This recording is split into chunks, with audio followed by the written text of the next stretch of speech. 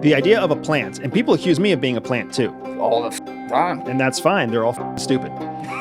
If you think I'm a plant, you're pretty stupid. You're very talented. You grew with very fine branches and leaves. So the idea that the government would make a plant, it doesn't make any sense to me. Ever. Here's why. Here's why I'm having such consternation over this. When you cultivate a plant that's witting, meaning they know that they're a plant, they know their job is to go out there and communicate a certain message, you always run the risk of blowback if the plant goes upside down or backwards, if they change, if they turn suit. And then but then you just kill them. Administratively challenging. Oh, yeah, there it is again. That's an admission. You didn't think you were going to get that one by me. Come on. So,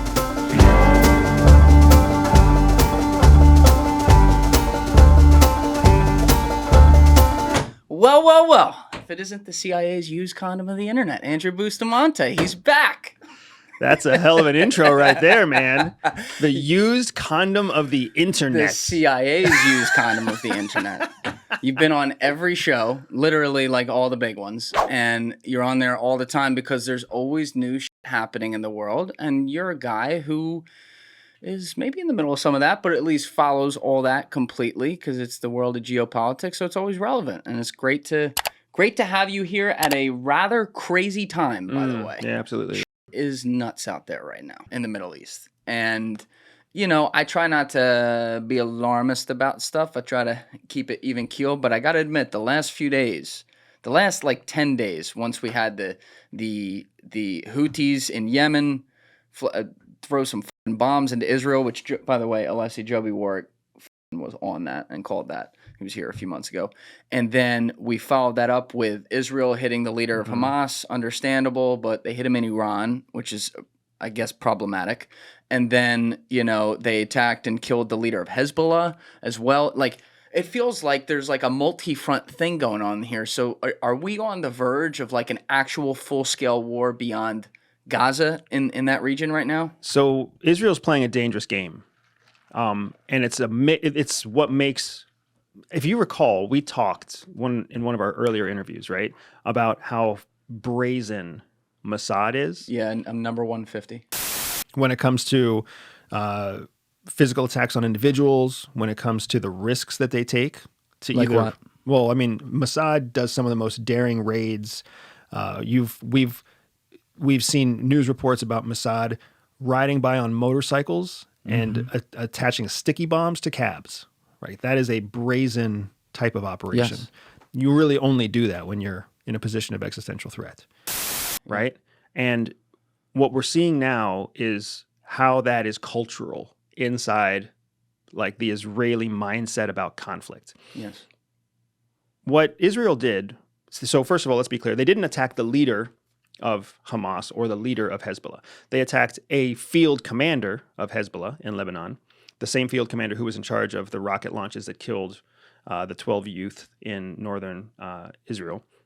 And they killed a political leader of Hamas. And Hamas has both political and revolutionary wings. Right? So we've got to be specific because when you think about the fact that they went and they killed people in sovereign states, meaning they launched an attack into the sovereign state of Iran, into the capital of Iran, Tehran, to kill a political leader of Hamas who was in Iran as a guest. The primary financier, the primary backer for Hamas is Iran.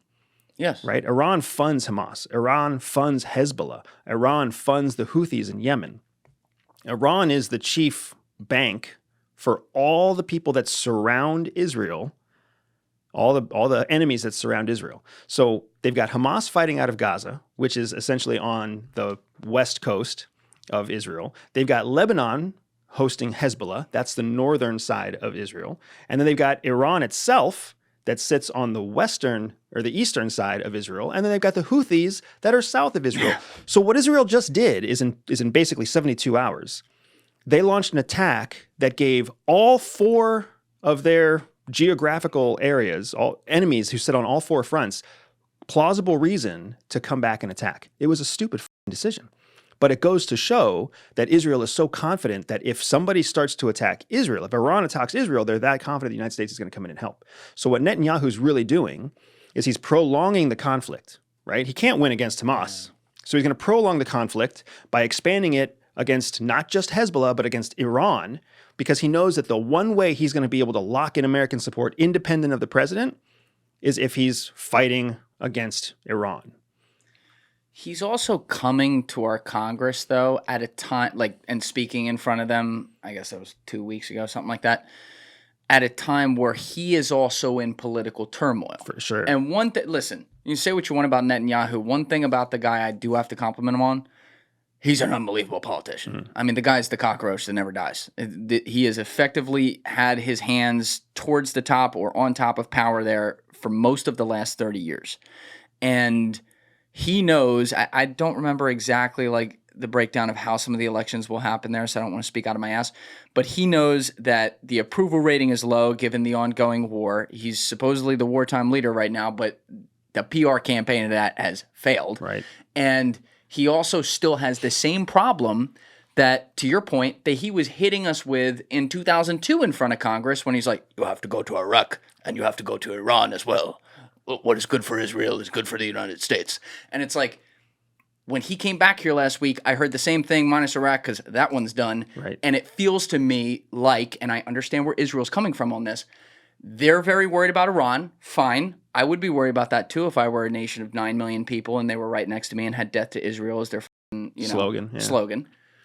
But they want us to come take care of it when they have the highest trained military in the world. So, it feels like we're getting dragged into another endless war. My question is, am I too worried about an endless war in the sense that I've seen the ones go wrong, like Iraq and Afghanistan, to the point that I risk being isolationist because Iran really is that big of a problem? Iran is that big of a problem in the Middle East. They're not that big of a problem when you look at them globally. Iran's influence outside of, anywhere further beyond, say, Turkey, Iran's influence doesn't really exist much. Iran doesn't have much influence in Europe, Latin America, the Caribbean, North America. Their influence in Asia is limited, right? And that's fine because what Iran is trying to build is something known as the Shia Crescent. Shia Crescent? The Shia Crescent. That's been their revolutionary goal since the 1950s. They're trying to build a series of Shia countries, meaning Shia majority countries, that extend from as far north as Iraq all the way down and around through Yemen, right? So in the crescent shape. That's their sphere of influence. And their primary opponent is Saudi Arabia, because Saudi Arabia is trying to secure a Sunni establishment all throughout the Khaliji, which is the oil-rich countries. So the conflict in the Middle East doesn't even really include the United States. It's a Sunni Shia conflict to see which sect of Islam becomes the dominant sect in charge of both governments and social political purposes. So that's the real conflict. The United States is really only part of it because we need the oil from the region. Without the oil, and the oil-rich states are largely Sunni-driven states. So we partnered with Sunni states like Bahrain and Qatar and UAE and Saudi Arabia. So that's what our interest is in that region. But because the oil from that region goes everywhere, everybody's interested in to a certain extent. Where Iran folds into that, because Iran has oil, but they're not an oil-rich country. The reason Iran plays such a role is because Iran is the breadbasket for all of the Middle East.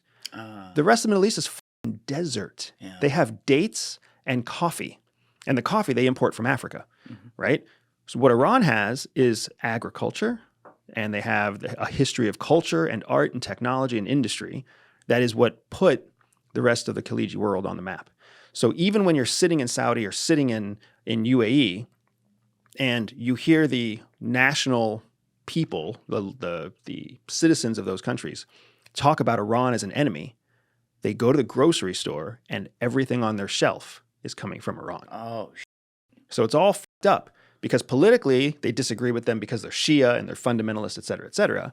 But pragmatically, they have to play games. They have to play nice because there's no fresher, cheaper better built logistical supply chain than the food that comes from Iran. And Iran knows that. The reason Iran can't successfully be sanctioned, and the reason that Iran is so difficult to tame, is because its primary forms of income and business have very little to do with what the United States can touch, what the Western world can touch, because most of their partnerships are with the Middle East. And the Middle East knows they're not going to cut off their toes to spite their foot. And that's what would happen if you really sanctioned Iran. Guys, if you're not following me on Instagram, you can get me at Julian Dorey Podcast, or also on my personal page at Julian D. Dorey. Those links are in the description below. You can also follow me on X at Julian D. Dorey. That link is in the description below. And as always, please smash that subscribe button if you haven't already, and hit that like button on the video. It is a huge, huge help. I appreciate all of you who have been subbing and all of you who are liking all these videos. Thank you. I think the other elephant in the room here, though, is the actual, I guess, what's the word I'm looking for? The restraint sometimes of the Iranian regime, because obviously to you and me, they seem pretty crazy, and they're very radical, and they go on Twitter and scream death to the US, death to Israel, and all that. So they're not normal. But when they've been faced with potential escalative, I think I'm making up a word there, but escalating conflicts in the past, they have shown that restraint. And the best example to me where I was scared, like, oh, is something going to pop off here, was the January 2020 Soleimani killing. So I think his name was Qasem Soleimani. He was basically in charge of force. Yeah, Yep. He was in charge of the force. He was in charge of Hezbollah, Hamas, all these other outside forces that they fund. Very bad guy. World's a better place without him. Not arguing that.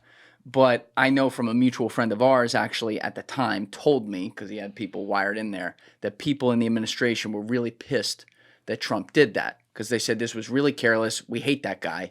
But, what if they start firing rockets everywhere now because you just killed one of their top dudes? And if you remember, the Iranian Ayatollah and the president had their whole propaganda campaign, crying at his funeral, all that. But they didn't fire. They didn't load up, the pieces of the nukes they may have or whatever, and they cooled off. It was all talk, no action. And when I saw that, I'm like, okay, so one of their top guys gets blatantly executed by the President of the United States. Fine. Wouldn't you think a crazy regime would put the finger on the trigger and try to fire? And when I saw that they didn't, I'm like, maybe they actually, for all the bravado they push out there, they understand their own mortality. Well, and I mean, I don't disagree with you fully, but what I will also say is that it is Arab culture to not impulsively strike back, but to instead create a very detailed plan for revenge and for retribution, right? So consider the fact that Donald Trump and his entire cabinet basically went on the FBI top 10 list equivalent for Iran on that day. So there have been clear threats against not just the president, Donald Trump, but everybody else that was in his cabinet after the Soleimani killing.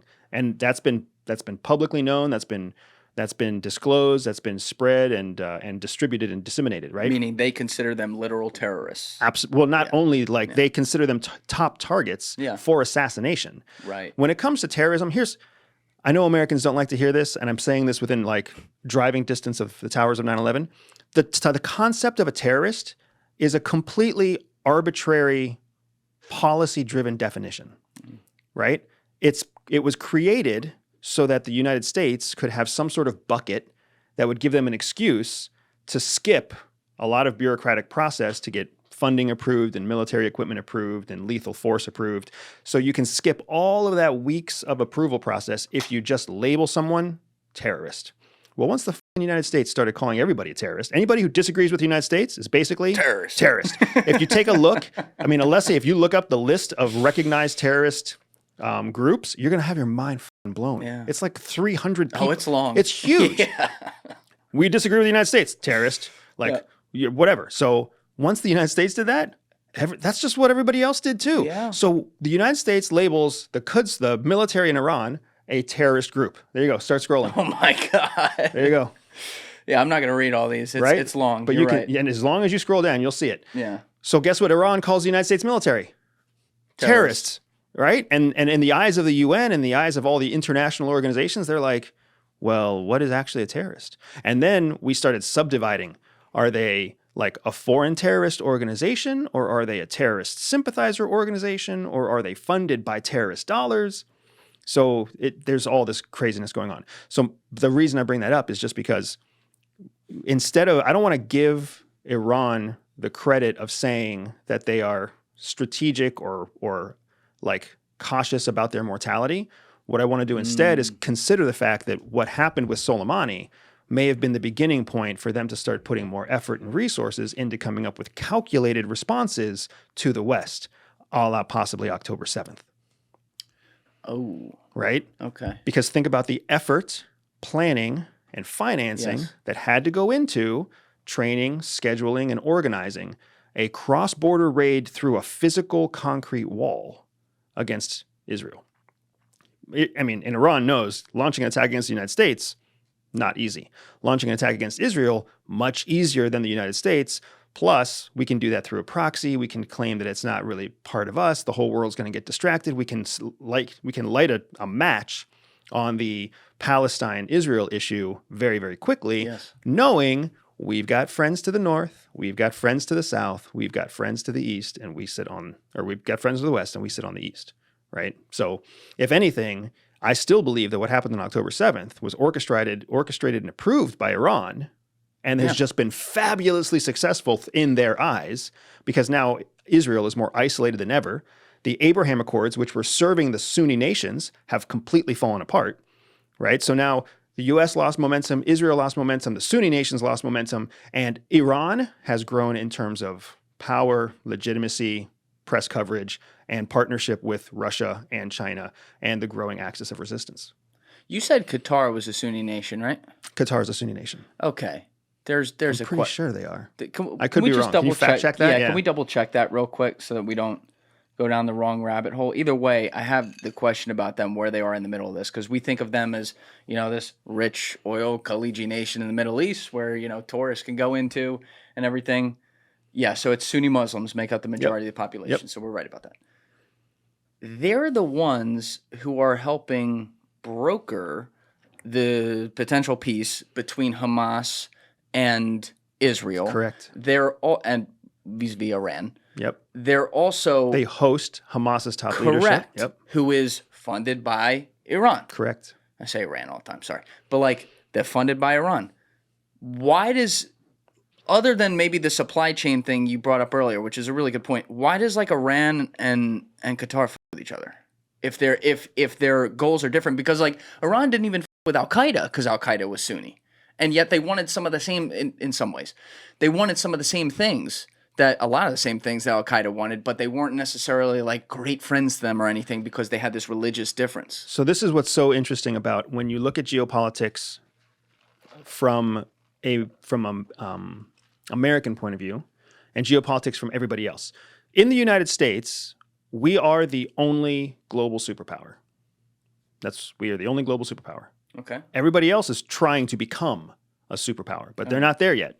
We have the largest economy, we have the largest military, we have the best trained, most modern military, blah, blah, blah, blah. So when we look at geopolitics, when we look at foreign alignment, nobody has to give us. Nobody is the bigger kid on the block than we are. So what we try to do is we look at all of our geopolitics and all of our foreign relations and foreign policy through a lens of ideology. We're coming in and giving you our money. We're coming in and giving you our protection. We're coming in and giving you our access to our economy. We need you to believe what we believe. We need you to adhere to our ideological principles. If you say no, you will find somebody else, right? Everybody else in the world who is not a superpower, they don't force anyone to follow their ideology. They're looking for a pragmatic, practical return on investment. So when you're talking about Qatar, Iran, Saudi Arabia, yes, they would love it if they were dealing Sunni to Sunni or Shia to Shia. But at the end of the day, if they get a benefit that's greater than what they put in, they're going to take it. That's exactly why Saudi Arabia and UAE do agricultural trade with Iran. Even though Saudi and Iran actually do hate each other and it's been a proxy war forever. Absolutely. Exactly right. You don't see Russian food on shelves in King Soopers or Fox or in any of the grocery stores here in the United States. So what you're seeing is the Sunni-Shia conflict, the disagreement, the disparagement there is not so great that they can't find other things that are more important to collaborate and cooperate on.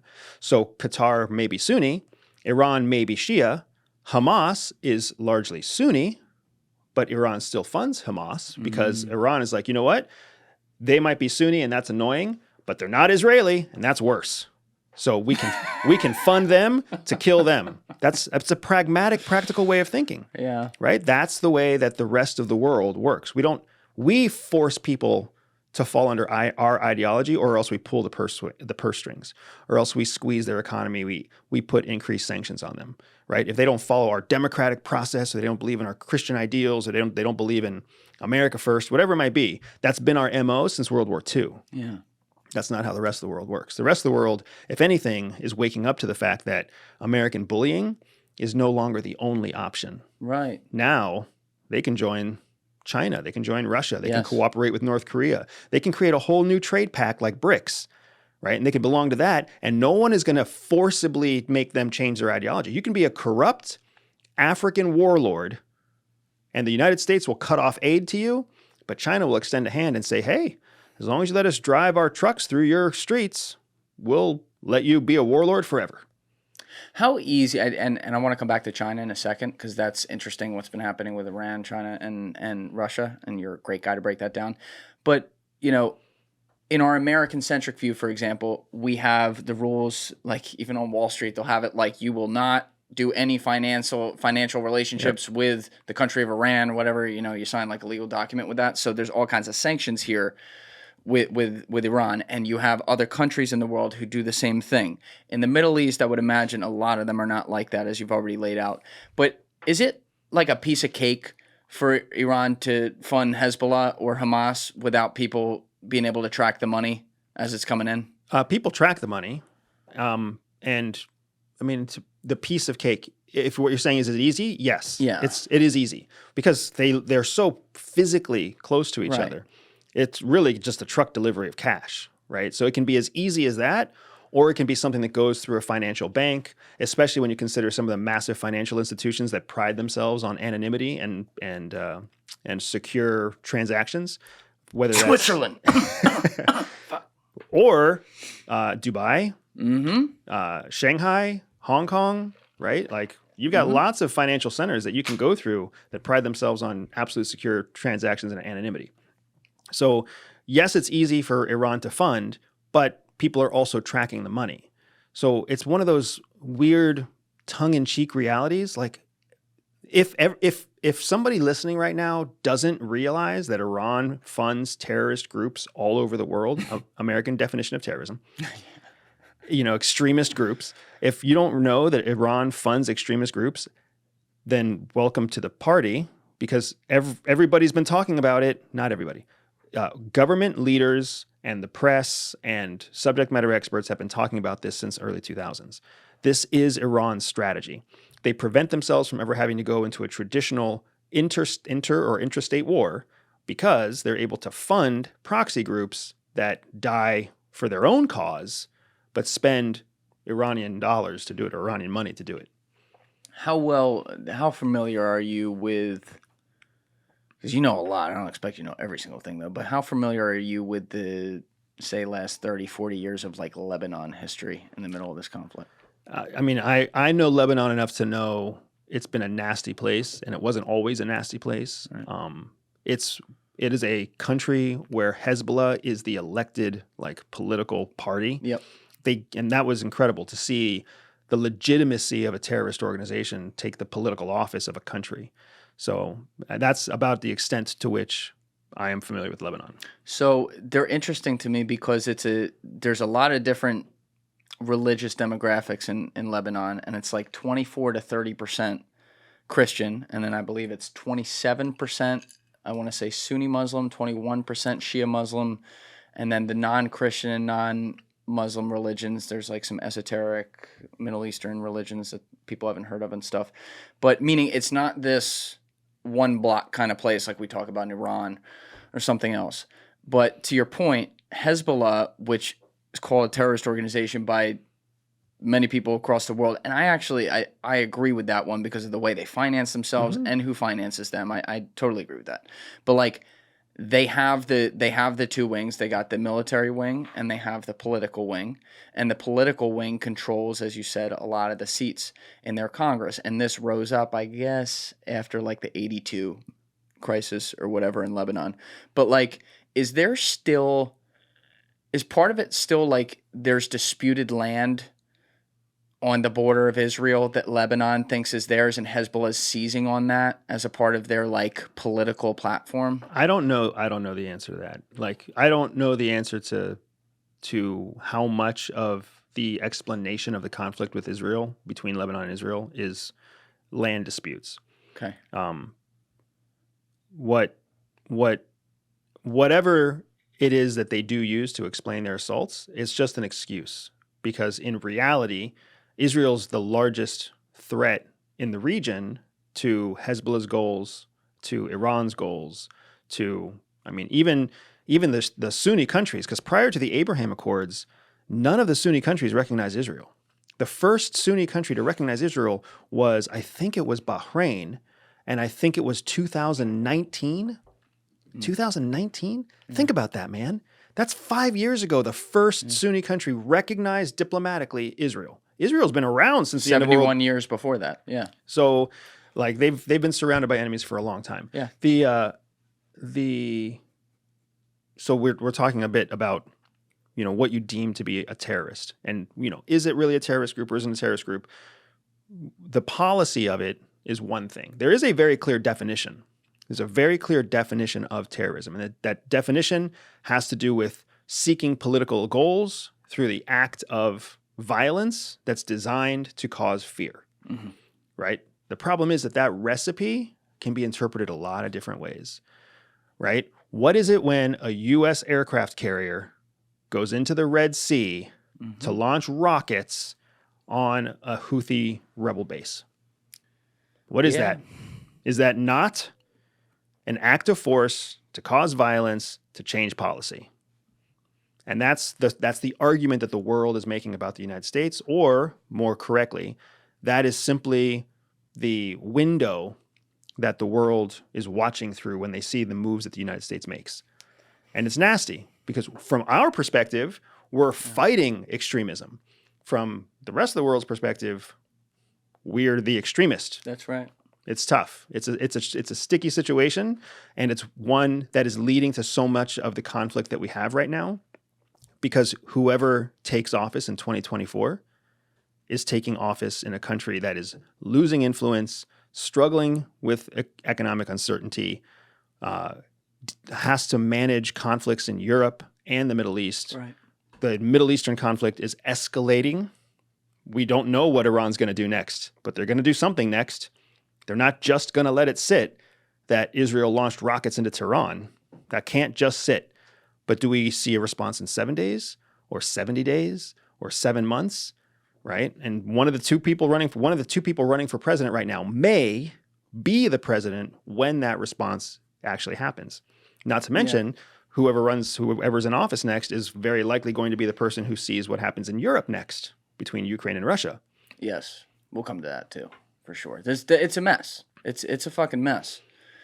And what you're saying, though, also goes back to something I believe we've talked about in every episode we've ever done together, because it's a mentality of the world. 97, 107, 150. We probably talked about it with Jim and Danny when we've done those crossovers. But, like, what is good and what is bad, and moreover, what is all good and what is all bad, and is that even a thing, right? Because, I mean, you've heard the quote, and people can throw this around sometimes where it's like, it's being used as an excuse on things, but one man's terrorist is another man's freedom fighter or whatever. And you do that example you give with our jets in the Red Sea firing into Yemen, where people have fucking nothing.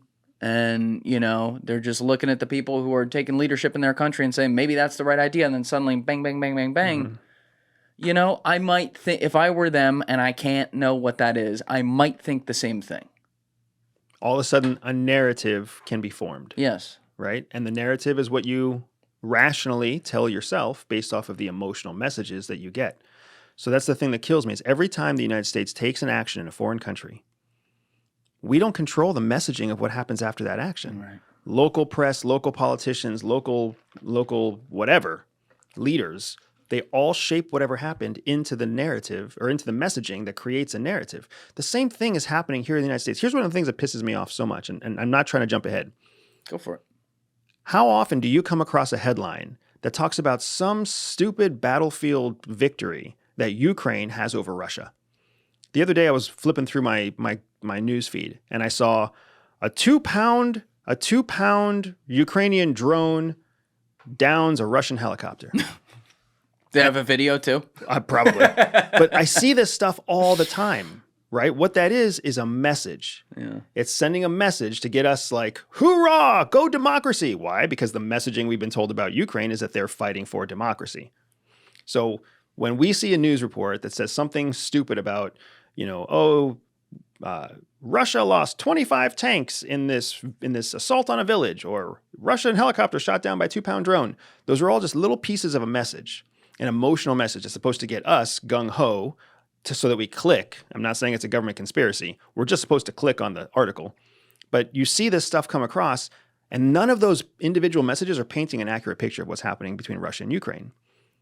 Like they're marching towards stalemate at best. Yes. And Russia gaining more ground at worst. So why are we seeing these headline clickbait talking about these stupid battlefield victories? Because we're in the United States, and our local news in the United States, our American English language news, is what dictates what we see and how we view the world. The same thing happens in Yemen. The same thing happens in Iran. The same thing happens in Saudi Arabia. The same thing happens in China. The same thing happens in Japan. Their local national language, press and newspapers are what dictate what they see and the lens that those people see the world through as well. So we can literally be the same human beings with completely different lenses on how we view the world, not because we're trying to be ignorant, not because we're not seeking the truth, but just because the only information available to us in our own language is being shaped by a media source that's either state-controlled or commercially controlled, and the commercially controlled is just going to say whatever they need to say to get a click. Look, I've never seen a war zone myself, and I'm very grateful for that. It's a real privilege to live here that I can say that. I see the type of misinformation that fires from all sides in every war I've ever looked at in my life, with exactly what you're talking about right here. But I also sometimes wonder, to take a step farther, if I were actually there. Because, war's not happening on one street. It's happening in a whole country, right? There's a million different places it is. If I were actually there and in the middle of it, and like everyone else, I had internet access and could read the stories that are happening, I wonder if I would actually even get to the point where I let my eyes not believe what they were seeing and instead believe what I was reading. And I think about that all the time with the Ukrainians and the Russians in the conflict, because who the fuck knows what they're being told. I mean, we had Mark Turner in here for episode 162. He's been training Ukrainian battalions with his organization, which is a U.S. organization, since like day one there. He was saying this last October when he was here. He's a Scottish former Marine. So the guy's like a badass. But he's like, they're fighting over like two yards of territory, and it's taken 2 weeks, and they're losing all these people. And we're just like, it's a, to use your word, it's a stalemate everywhere where it's just bodies piling up. And so if I looked back on some of your maybe timeline predictions in episode 97 and 107, and then I remember you talked about that with Lex for a long time, some of your timelines are off, but some of your themes were correct. You're like, okay, Russia looks like it's kind of a paper tiger, because obviously they didn't roll over them in 2 days, but they're more powerful. They can throw way more bodies at the issue. They're going to try to get some access towards the Black Sea and do that. They didn't do it as fast with the winter like you were thinking, but effectively we've been, to me, sold this idea that Ukraine and the Ukrainians who are fighting for their land right there, I have a lot of respect for that, like they're pushing Russia back into Russia or some shit, and that's just not true. Now, maybe I'm fucked up and wrong here, but I would think if we were able to negotiate a peace today, a ceasefire, which I would love to see, where it is, I almost think it'd be like a win for Ukraine, because they'd maintain a lot of their country. They probably would have to agree not to go into NATO and all that stuff, but like, it would end the possibility that eventually, that stalemate will just kind of break the wrong way and Russia will take half the country. Right. And you're totally right. I've been kind of pounding this drum since since August after the invasion happened, there is no outcome. There is no winning where Ukraine takes back the territory that Russia has taken from them. And there certainly is no winning scenario where Zelensky's promise to return Ukraine back to its like 1996 borders, there's no way any of that's going to happen. At best, what they're looking for is that the Russian advance will stop and that eastern Ukraine will essentially fall under some sort of independent government that is favorable towards Russia. And Western Ukraine will have a new government put in place that is net neutral to Russia, but that Russia accepts, because they will not accept a pro-NATO, pro-West government. And they certainly won't accept Zelensky remaining in power in Western Ukraine. So Zelensky's coming to the United States or the UK. He's going somewhere outside of Russian reach, like so many people have tried to get outside of Russian reach. But now that he's been this champion of democracy under the Biden administration, there's no way that we can let anything bad happen to Zelensky. So he's going to be whisked off to some Miami high-rise and live out his days there. Yeah, I feel like the word democracy has been, talk about narratives, pounded into the pavement so hard that it doesn't mean anything anymore. And people don't, it's amazing how little people understand what democracy really is. How do you define what it really is? So democracy is supposed to be the freedom of determination by the people themselves. And that can look a lot of different ways. It can look like each individual has a vote in what happens next. It can look like representative democracy, where we vote for representatives who have a decision on what we do next. There's lots of different ways that democracy can look. But essentially, at its core, it's the right of individuals to have a say in their own future, their own self-determination. That's something that we have that autocratic countries do not have. Yeah, and in some ways, I don't even believe in that, because the money behind all of it, no matter where you are, is usually what drives it. Like I can't say that's not the case here. So I mean, look at the money that piles in on both sides of these campaigns. Oh, for sure. But this is one of the things that's troubling about the upcoming election, right? Kamala Harris has never won a primary. Yeah. Never had a vote in one. The American people have never raised their hand and said, we want Kamala Harris. That's right. It's never happened. She was appointed after she was put on the ticket with Joe Biden by the Democratic National Convention as their chosen pair. So now she's running for president with nobody having ever put her in the position where she should even be able to run for president. Think about all the qualified candidates out there who tried just on the Democratic side, who tried to get to that spot where they could even have a chance to debate, and they were never allowed because Biden chose to have no debates.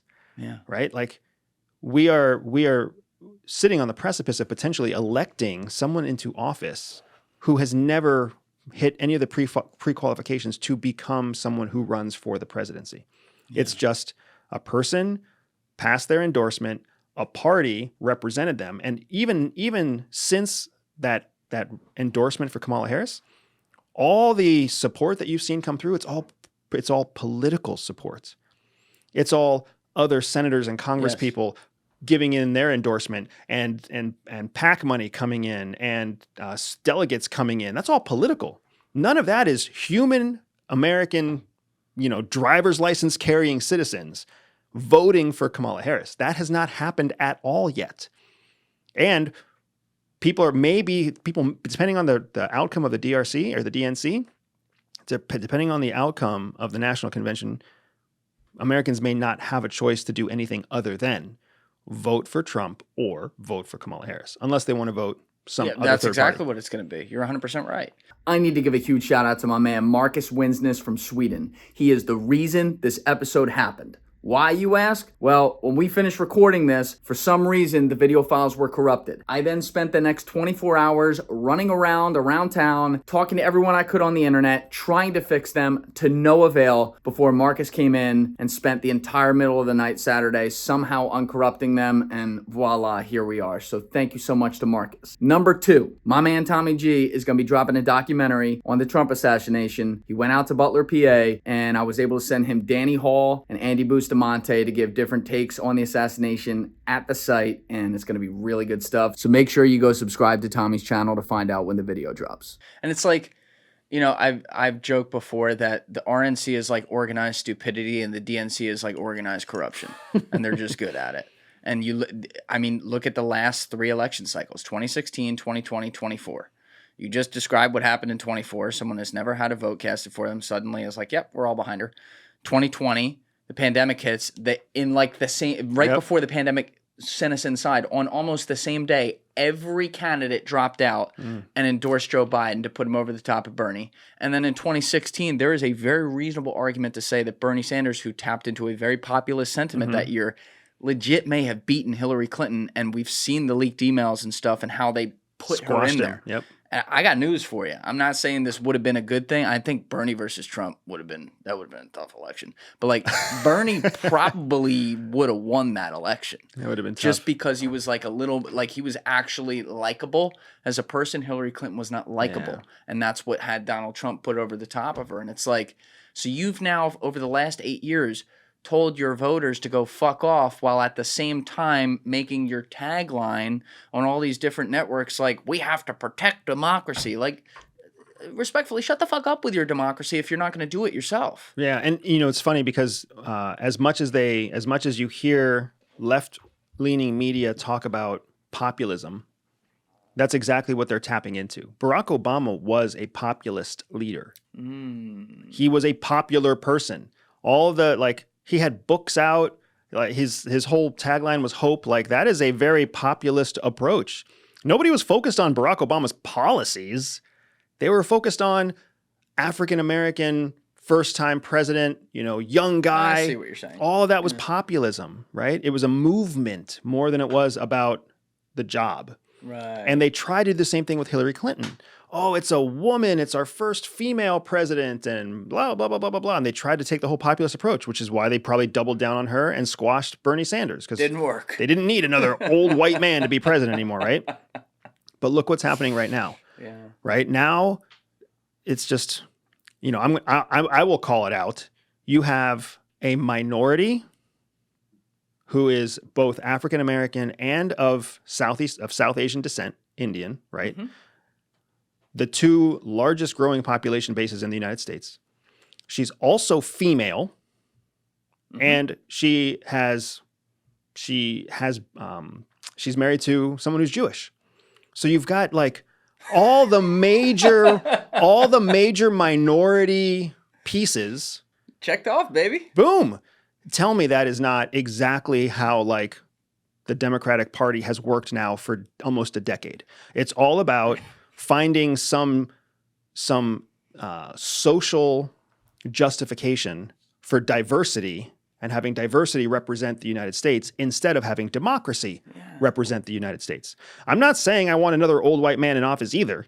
Right. But what I'm saying is, can we please have a conversation about who's the best candidate? Yes. Instead of, we need a woman. We need somebody of Indian descent. We need somebody of African American descent. We need somebody young. We need somebody female. We need somebody who's married internationally. Like, come on, let's just compare apples to apples. Agreed. Instead of trying to sell strawberries and trying to sell oranges. I don't understand it because there are so many political points on which the Democrats, if they just focused on policy, could beat the Republicans in a tete-a-tete. What policy you think networks better over the population? They could do that, but they keep tripling down on this It's exhausting. Yeah.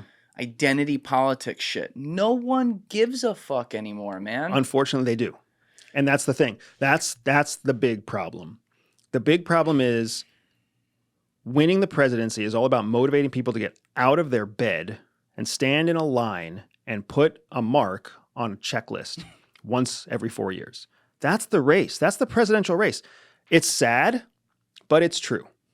And for anybody out there, you included, how hard is it to motivate the average YouTube viewer to click on a like or click on the subscribe button or leave a comment? You go do that right now. You understand me? Thank you. It's hard. It's hard, right? If you have 2% of your user base that clicks on a like button, that's really good. Yeah. Well, you need higher than 2%. You need higher than 2%, but if you get 2%, like between 2 and 5%, or is it like 10% is top tier. Yes. 1 out of every 10 viewers clicks on a button in YouTube. Yeah. Like that's the race for president is how many people are going to click on the like button once every 4 years. When clicking on the like button means getting out of bed, stepping away from work, driving to a poll station, standing in line. You know, sometimes you're standing in the freezing freaking cold, right? To fill out a form where you're like in a giant whatever warehouse or school, whatever auditorium. Right. It's a big ask, which is why you see at most 60% voter turnout.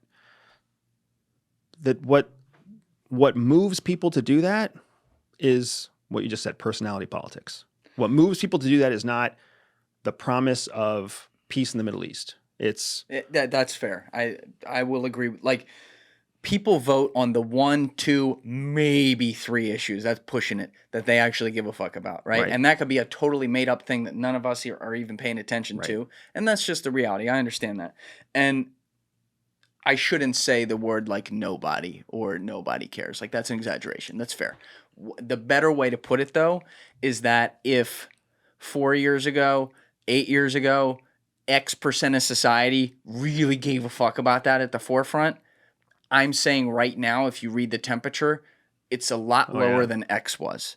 Because there are more people, even if they're still not informed on certain things. Because again, people got lives, right? Like, you know, you might be a father of 3 and you and your wife are both working 9 to 5 jobs, trying to spend time with your family too. I don't expect you to understand all the issues here. I'm a realist about that. But like, there's enough people who just keep hearing this messaging in the background. They're like, what the fuck? And they're looking around their office and they're looking around their friends and they're like, damn, I never even thought about this shit 10 years ago. Like, what happened here? Yeah. And they're finally like, enough. Yeah. And so when I see them, you know, like you said, just give a good candidate. I don't care. Do it blind so you don't know who they are, right? Like, like I've often... Like the old dating shows. Exactly. I've often joked, if you looked at Kamala Harris's prosecution record in California and you went to the deepest, darkest, most racist part of Alabama, and you got a rally together of people right there, you know, obviously, like, I guess, like far right individuals, if you will, and you didn't say what she looked like or what her name was, and you read off her resume, you'd have a lot of dudes going, fuck yeah! And then she'd walk out and they'd be like, all right, we'll get with it. But like, but she's at the forefront of this progressive policy now because, like you said, I agree with you. She's being told what to do, and she checks those boxes. She checks those boxes, man. She checks those boxes. There was something you said that inspired a thought, but I lost it. Don't you hate when that I happens? do hate it when that, especially like on camera. It's frustrating because you're like, I had something that was going to be really sharp and entertaining, and now I just look stupid. It'll come to you. That's why we're here all day. Yeah, exactly. Let's go back to the Middle East a little bit because I put a pin in the Iran, China, Russia thing. Oh yeah. This is something I really need explained to me further because the way I understand it, there's some serious developments there over the past year or so where there's almost like there hasn't been like a tripartite pact or something. Right. But there's some serious economic and therefore geopolitical interests that are now exchanging hands to separate literally like East and West. Yeah. So, Alessi, will you fact check me on this? I'm pretty sure that China brokered diplomatic relations between Iran and Saudi Arabia. And I want to say they did that in the last 2 years. If you can just fact check me on that. Iran, China. And Saudi Arabia. Hold on, go back. Yeah, Beijing brokered. Iran and Saudi Arabia announced last Friday a Chinese brokered deal to restore relations. There you go. Bingo. 2023. So, nice. Nice working. job. Brain is working. So now what that means is, think about what we were just talking about. The conflict in the Middle East, the big competition in the Middle East is between Iran and Saudi Arabia. Sunni domination versus Shia crescent. China was able to broker an agreement between the two to work together diplomatically, which had never been done before, 2023. So it means our entire lives up until 2023, Iran and Saudi Arabia did not recognize each other diplomatically. That's just, it's crazy to me. This is not like post-World War II. This is the whole development of, like, this is the Industrial Revolution, the Information Revolution. This is like... It's forever. This is like forever. Yeah. Anyways, so what we're seeing here is ever since the West, ever since the United States essentially pushed NATO into heavy economic sanctions against Russia to penalize them or push them out of Ukraine, what we've seen from that effort is that all of the Western sanctions and the seizing of Russian assets that were in sovereign banks, right? All of that activity has only worked to boost the value of Russian currency, to give Putin a valid platform to say that his war is not against Ukraine, it's against the West, it's against the United States, it's against NATO, right? So all of our efforts have essentially helped Russia to economically increase their impact. Simultaneously, Russia still had resources, valid resources like oil and energy to export. But now the United States and Russia and the West cut off all of their buying power, which meant that Russia could now sell more to other developing nations, a la China, Iran, and India. India is in a really funky place because India is an ally of the United States, but also works completely independently and pragmatically, like we talked about, because they don't care about whether you import their ideals or not. They have a growing population. They need petrol. Russian petrol is available, gets there faster, gets there cheaper than anything that America doesn't sanction. So let's just go ahead and take that route. So what you end up having is an economic boom in Russia. You have China, who's trying to distance itself from any kind of relationship with the United States at all. Plus, it wants to boost its economy using Russian resources. And then you have Iran, who wants nothing to do with the United States, but also wants to boost its resources, and it has trade to do. So it partners up with essentially everybody who's geographically closer, ideologically independent, and they have a common enemy, which is the United States. And that's how you end up having, over the last 3 years, ever since the Ukraine invasion, you've had this increasing proximity effect for everybody who's always hated us. North Korea cooperating with China, cooperating with Russia, cooperating with Iran, and then they're even folding in countries that have long time been our allies, but are more pragmatic because they have real needs and they don't need our ideological policing. So then you have Pakistan, you have India, you have even Bulgaria and fucking, there's another NATO country. I just lost it right now. There's another NATO country in southern Europe that's also siding with the essentially the new axis of resistance that's expanding, right? And all of those countries have no problem exchanging practical purposes, practical value, without having to force any sort of ideological restraints on each other. China's not trying to make Russia communist. Russia's not trying to make Iran bow to Putin's power. Right. They're just like, hey, you scratch my back, I scratch yours. And at the end, the giant, we can take him down together. Is there anything that can be done regardless of administration, just like in general from a diplomacy standpoint, to kind of unring the bell that seems to have been rung starting with the 2022 Ukraine-Russia war, where it's this clear divide, like separation? So there have been clear bell rings. I think that's a great example or a great phrase. COVID rang a very clear bell. Oh, yeah. If you think about what happened following COVID, the whole world woke up to the fact that all the supply chains of the world were going through China. China had worked very, very hard throughout the entire 20-year global war on terror. China had worked very hard not to participate in the GWOT, because China didn't participate in the GWOT, but instead... Global war on terror.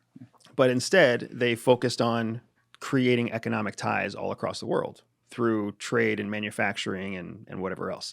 So our first big warning bell happened when COVID struck and we all realized you and I can't get sneakers in the United States because China's not shipping. Right. But then when Russia invaded Ukraine, another strong warning bell went off. And that warning bell had nothing to do with Russia expansion into Europe, even though that's all we heard about. The real warning bell there was your money is tied to American banks and America will take it from you. And once that bell rang, that's when you saw the Chinese flood the market by taking their dollars out, putting yuan in, diversifying their accounts. You saw all sorts of countries all over the world say, if America can do this to Russia, and if America can muscle NATO countries into doing this to Russia, then they can do it to us too. So everybody started diversifying their portfolios out of the US dollar, out of American banks, into foreign banks and foreign currency where it's more liquid. Yes. Because now we show that we don't treat your money like it's yours if it's in our banks. If we don't like you, we will freeze it. And then we will take the interest. And then we will go ahead and say that we have a legal ground to steal your money from you and give it to your opponent, which is also what the United States is trying to do, that even the UN is saying is illegal. Mm-hmm. The only reason the United States hasn't been able to do that is because the UN has said, that's actually kind of fucked up. You can't just take Russian money and give it to Ukraine. We'll let you take the interest and give it to Ukraine, but you can't just take their money and give it to Ukraine. So all these bells have been going off, which to the developing world, there's 167-ish countries in the world. We're one. We're the superpower. The other 166 are all developing at different levels of development, trying to become a power, a superpower if they can. Those 166 other countries are choosing who they want to do business with, what currency they want to do business in, who they trust, who they don't trust, how much anonymity they want to maintain in their bank accounts. And unfortunately, they've learned that the United States is not going to help them. How much, because the other question, the other country that always comes up in this because of the proximity and GDP, obviously, is China, right? And then their huge population. But how much are they also getting a little bit fucked because of COVID, in the sense that so many countries, including us, around the world realized, like you said, how tied we were to their supply chains, that we did, and other countries did diversify those supply chains to other countries. It was only really Western countries that had the ability to diversify their supply chain. But that's still a lot, It's right? still a lot. Yeah, no, it's still a lot. But let's also be very transparent here. Okay. COVID happened in 2019. 20. Excuse me, 2020. Technically 20. Either way. Yeah. Either way. Shutdowns happened in 2020.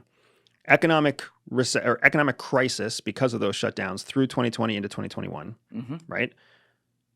Businesses start seeking alternate supply chains in 2021 to support business in 2022. How many years do you think businesses are going to pay 20% more for their supply chain before they're kind of like, let's go back to the way it was and let's have a supply chain that goes through China?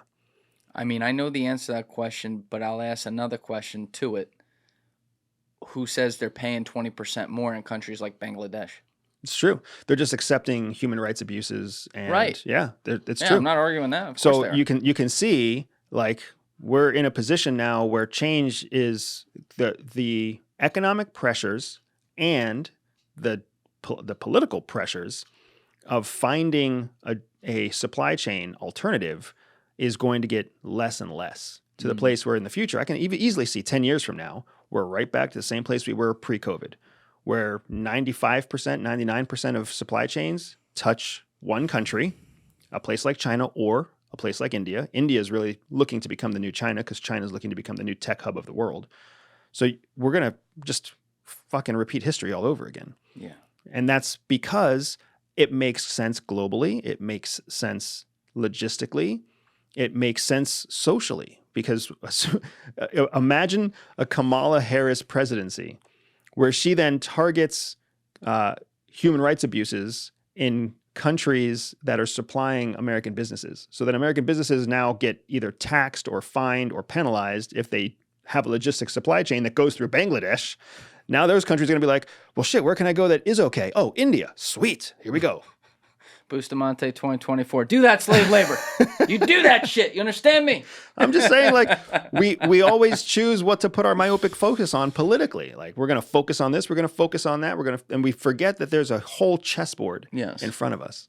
One of the most important things you ever ingrained in my head just is like how to look at things. And it's extremely obvious, but when you realize it. But you said, I think it was in episode 97, the first one we ever did together, you're like, the only fucking thing that matters when you're looking at world powers and where their chess pieces are on the board is their GDP. Yep.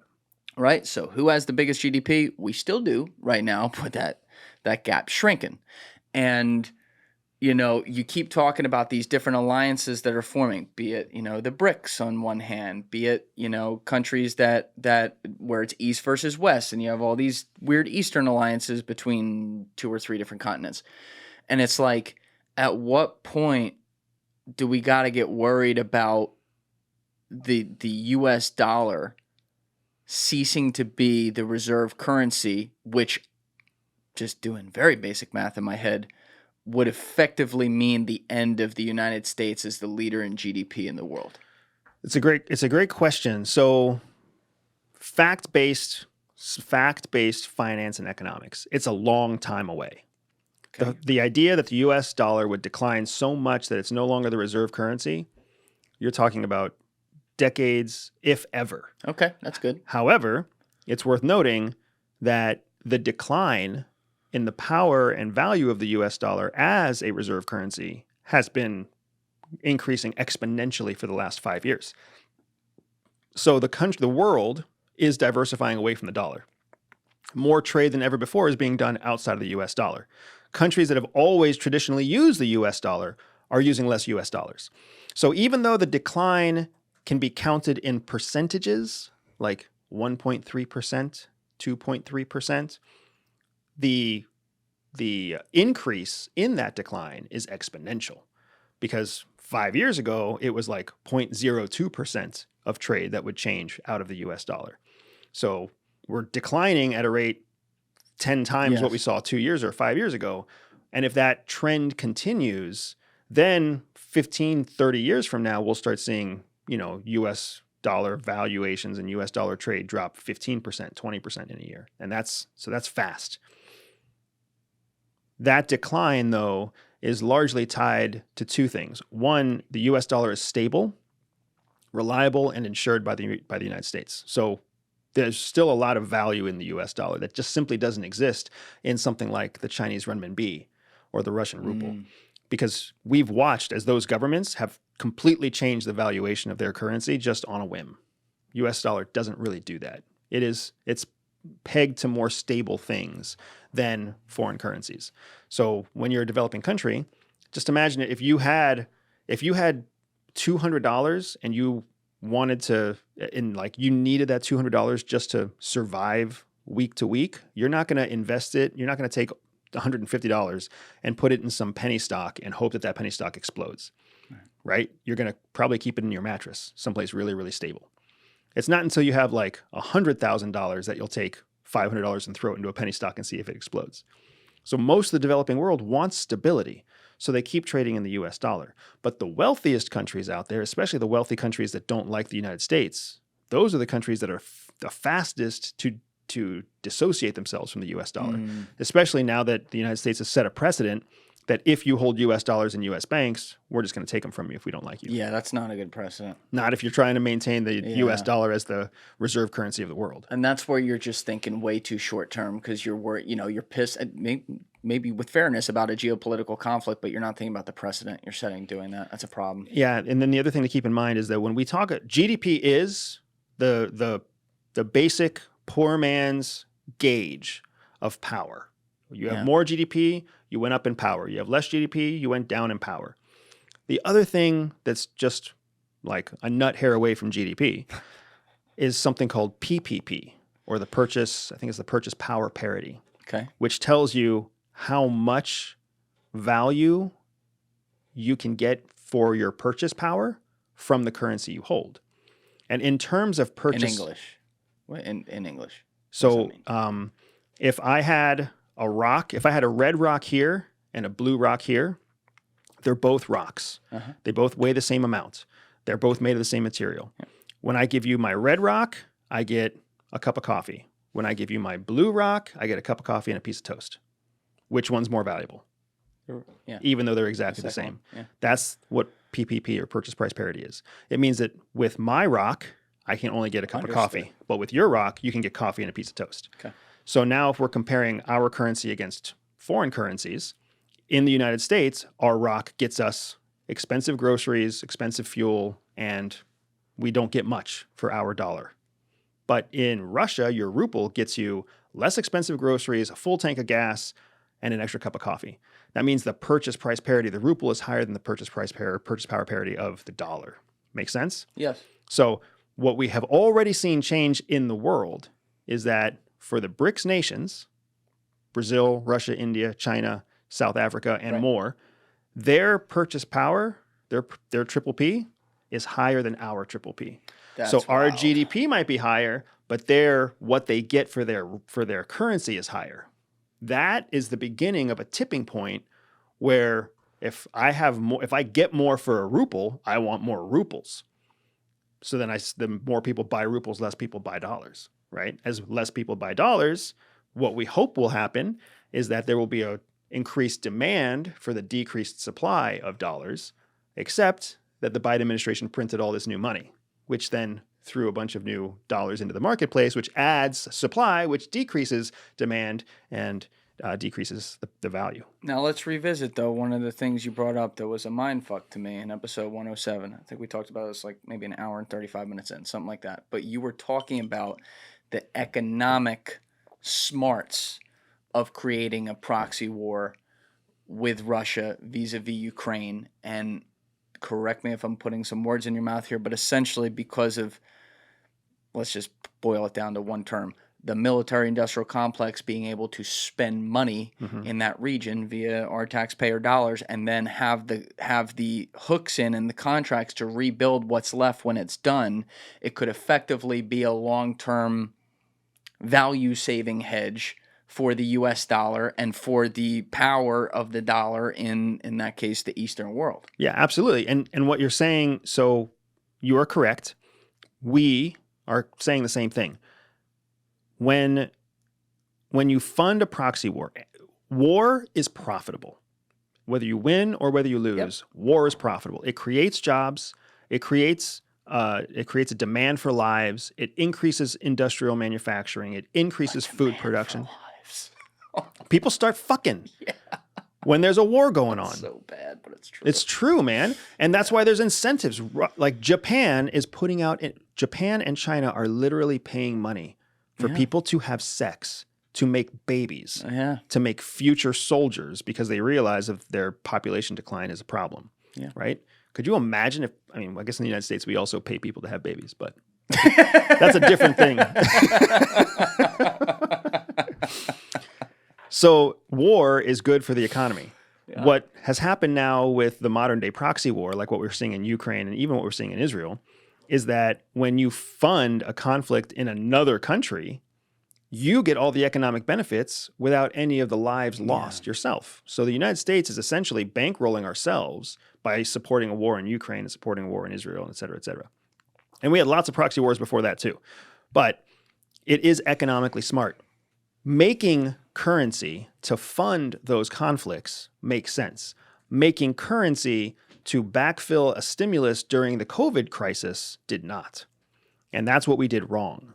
We printed a bunch of money during the COVID crisis when there was no war going on, when we were just flooding our own market with dollars. What's fascinating to me is that, 2022, when Russia invaded Ukraine, you and I were talking about all this money that's being given to Ukraine. Yes, there is money being given to Ukraine, but there's a lot more money being given to American businesses, being given to American, causes. Like we're buying American ammunition and sending it to Ukraine and calling that part of an aid package. Yeah, we're essentially keeping U.S. dollars in the U.S. pockets, but sending equipment and sending materials and personnel to Ukraine. We were talking about that. Nobody in politics, no headlines, no news articles were saying that. They were all saying, this is aid going to Ukraine, aid going to Ukraine. That's right. Biden starts running for office, starts justifying his support for Ukraine. And how does he justify it? By finally saying, hey, these packages that we're writing are going to American businesses. American businesses, man. I benefit America. This money isn't even leaving the United States. Like, come on, support my Ukraine policy because we're gonna pull this money out of the government and put it into American businesses. Joe, the camera's over there. Yeah. God damn it, that's true. I didn't even think of that. So it's frustrating to me because this is why I still say we have to support Israel, because what's good for Israel is in many ways good for the United States. However, what's good for Netanyahu is not the same as what's good for Israel. Now, okay? Can you define that difference there? That's key. There's three important differences here, right? So first of all, it's frustrating to me how many people don't understand the difference between a Jew and Israeli. Yeah. Not the same thing. What, Israeli or? Israeli. Okay. Right? A Jew is someone who follows and believes in Judaism. That can be any citizen of any nationality anywhere in the world. They can be Jewish.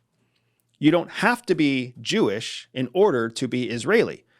Israeli is a national identity, like American or Brazilian or whatever else, right? So the fact that Israel's government does not separate church and state, the fact that Israel, is a democracy that doesn't differentiate between church and state, that's one thing, but it's different from saying that if you don't support Israel, you don't support Jews. Yes. Completely different things. Then you have the entrenched political right-wing establishment of Israel. That is Netanyahu.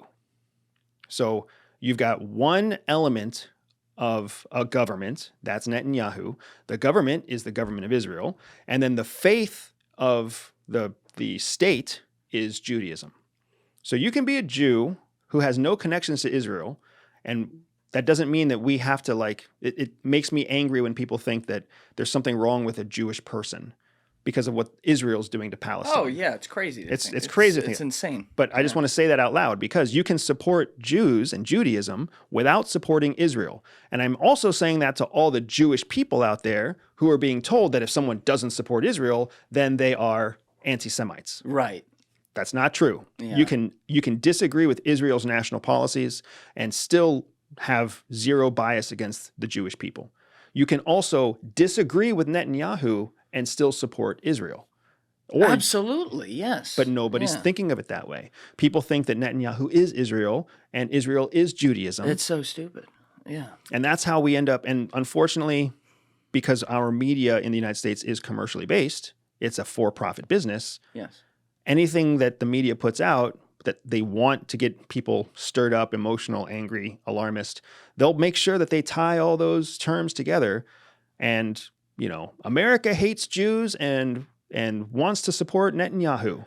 And that's because, you're taking the words out of his mouth. He says he makes no distinction between anti-Semitism and anything that speaks out against Israel, which is, I would say, by definition, defining himself and his policies as Israel itself. Right. And that's when I've been talking with people about this, I'm like, look at all the Israeli people who are in the streets right now.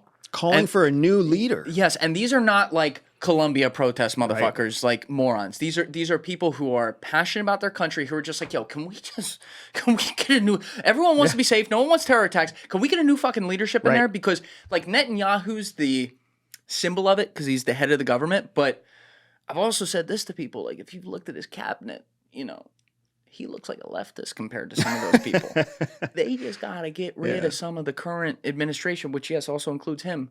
And if you get someone a little more moderate in there, there's always going to be disagreements. There's going to be people who are oh, my God, Israel's only going to do what's good for Israel and all this stuff. You'll always have that. But, I feel like it could be a lot more manageable because you're not going to win the PR campaign if you're just saying the only end is total victory. When you have all these, and I want to introduce this idea, all these other countries around there who, there's some that are hostile, and then there's some who are not, who are sitting there saying, look, we want a two-state solution. We want Israel to exist, but you can't do it completely all on your terms, which is what Netanyahu insists on. Right. So a guy that I look at a lot, this is why I bring this up, who is a gangster, he's really fucking cool, is the King of Jordan. This dude never wanted to be king. Mm-hmm. His father was croaking on his deathbed. He's you're going to be king. And he's what the fuck did you say? And he passed over the older brother. And so this guy had been traveling around the world, wanted a whole different life, takes up this, I guess calling or whatever. And in America, obviously, we're not huge on kings and queens and shit. We kind of fought a war over that. But I'll make an exception for this dude. Right. I've had multiple people in here who are friends with him. Joby Warwick, tight with him. And Joby's written some things that aren't great for him, and the guy still likes him, which I really like. And Remy Adeleke is good friends with him. A couple other people are as well. But this guy, if you look at his history of all the, he took power, I think, in 98, 99.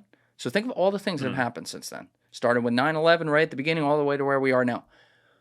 All these different crises that have happened, if you listen to what he said right before they did or right at the beginning, he play-by-plays what's going to happen. And so one of the things that he said on October 10th or something like that, after October 7th, is that he's look, obviously our country has an allyship with Israel, But, and I don't know if he said it in these words, but he was essentially saying that doesn't mean that our current governments always have to agree with each other because there's political differences.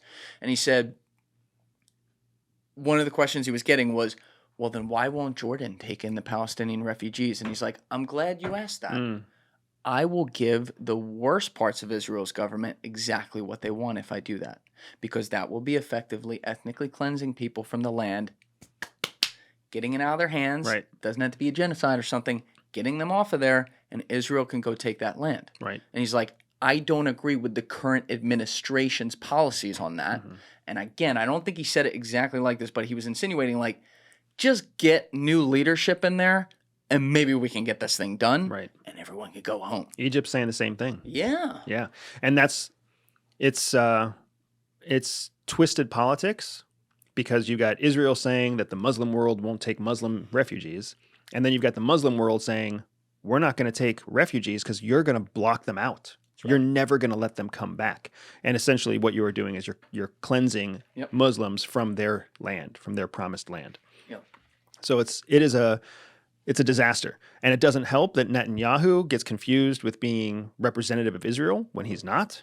And it doesn't help that Israel gets represented as a democracy when it has absolutely been a thriving democracy in the past, but it has been showing signs of weakening democratic values. Why do you say that? Because how many, like you said, Netanyahu's been in power for in and out of power for 25 years. Yeah. Right? For people who don't know, Netanyahu is the Israeli equivalent of all the drama that surrounds Donald Trump. Right? He is also under corruption charges. He is also under criminal charges. He is also known as being somebody who is hyper loyal to his own faction rather than to the people of Israel. There's a half of Israel doesn't want Netanyahu in power, just like half of the United States doesn't want Donald Trump to be in power. Yeah. Wildly controversial figure. Only somehow he has been a prime minister, moved out of the office, moved back into the office, always retained some kind of power, even when he's shrouded with criminal and corruption charges and fraudulence charges, right? Like there's all sorts of bad stuff around this guy, but he still has this power because, like you said, his cabinet, his cronies are ultra-Orthodox, ultra-right, and they're the ones that are really calling the shots. The world can hate Netanyahu because he takes the bullets for everybody else that he represents. But the question is Israel becoming more democratic? Because they're calling for, just look at what happened, after Benny Gantz, who was part of the war cabinet. Benny Gantz stepped out of the war cabinet in May, I want to say it was. I think that's right, yeah. And he said, if we don't have a solution to end Gaza, I will leave the war cabinet. Yeah, respect to him, by the way. And then he did. He said, fuck this, you guys, you don't have a plan for Gaza. I am leaving. I won't be part of this. What did Netanyahu do next? He dissolved the rest of the war cabinet. He was like, oh, well, shit, if Benny's going to leave, we don't need it. We don't need it at all. I got your war cabinet of one right here. And then all these, what's that sound like, dude? That sounds a whole hell of a lot more authoritarian than it does democratic, right? So, and then Jordan is a fantastic example because Jordan, they're gangster in Jordan. Yeah. Like, Mukabara? Is that the American military loves working with the Jordanians. The Jordanians like working with the U.S. military. They are not oil rich. They are just legit, hardworking, like industrial, entrepreneurial mindset people in the Middle East. And they're strategically relevant because they're neighbors to Israel right there in the center of the Middle East. But they're also Sunni and pro-Sunni, pro-Islam, pro-everything else. So Israel is not the only benefit or the only benefactor that we have in the Middle East. We're on good terms with UAE. We're on good terms with Saudi. We're on good terms with Jordan. We have other allies in the region. But the reason that Israel is so valuable to the United States is because we built that country after World War II. Like their democracy is based on our democracy, based on the UK democracy. Their industrial base, their manufacturing process, their natural resources are valuable to us. Whether it's the gem trade, I mean, one of the largest exporters in the world of high-tech medical equipment is Israel. Yeah. So if you want an MRI, you're getting it out of an Israeli machine. unless you want to start getting your MRI out of a Russian or Chinese made machine. No, fuck that. Right? So there's all sorts of reasons why we want to maintain, not to mention the promise that we made to the Jewish people coming out of World War II, that we would make sure that never happens again. Right? So there's all sorts of reasons why we need to protect the state of Israel. But that doesn't mean we need to adhere to this idea that there'll never be a two-state solution on the land where Israelis live. You think that we built it though? That's an interesting comment. Oh, are you kidding, man? That was our MO coming out. Who built France? We did. Who built Germany? We did. I agree with that. UK? We did. Japan? We did. Everybody who was devastated coming out of World War II, we built their countries, rebuilt their countries with debt, financing, with democratic principles, whatever else, right? And that's what we did with Israel too. We went in there and we were like, hey, we're going to give you this land. And on top of that, we're going to give you economic structure. We're going to give you trade. We're going to give you aid. We're going to make you dependent on us. And then in the process of doing so, Israel became very wealthy. And guess what? Guess where Israel buys all their weapons? Guess where they buy all their tech from? Us. Yeah. So I understand now. Yeah. I mean, Germany's like the ultimate case study of that, literally. Like the whole western half of the country was done by us after that. That was crazy. But, you know, you and I, the last time we were sitting in a studio together was down in Tampa with Danny and Jim like a week before October 7th. So we were like 2 weeks off having a fireworks of a podcast. But, you know, this is the first time we're really talking about that and litigating what the fuck happened here. And so I remember the last time we were in a studio, just you and me, was June 2023. And to your point earlier, we talked a bit about Mossad there for maybe 5 minutes or something about some of the tactics and stuff like that.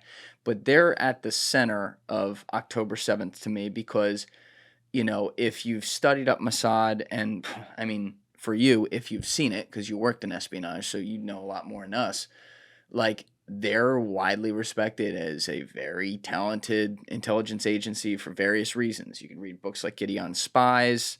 You can read a book like Ronan Bergman's Rise and Kill First, which is really, really telling as far as the mentality and everything.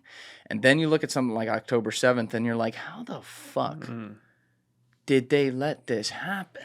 Because, you know, you're talking about guys, obviously it was a very impressively executed mission funded by Iran, as you laid out earlier, not disputing that.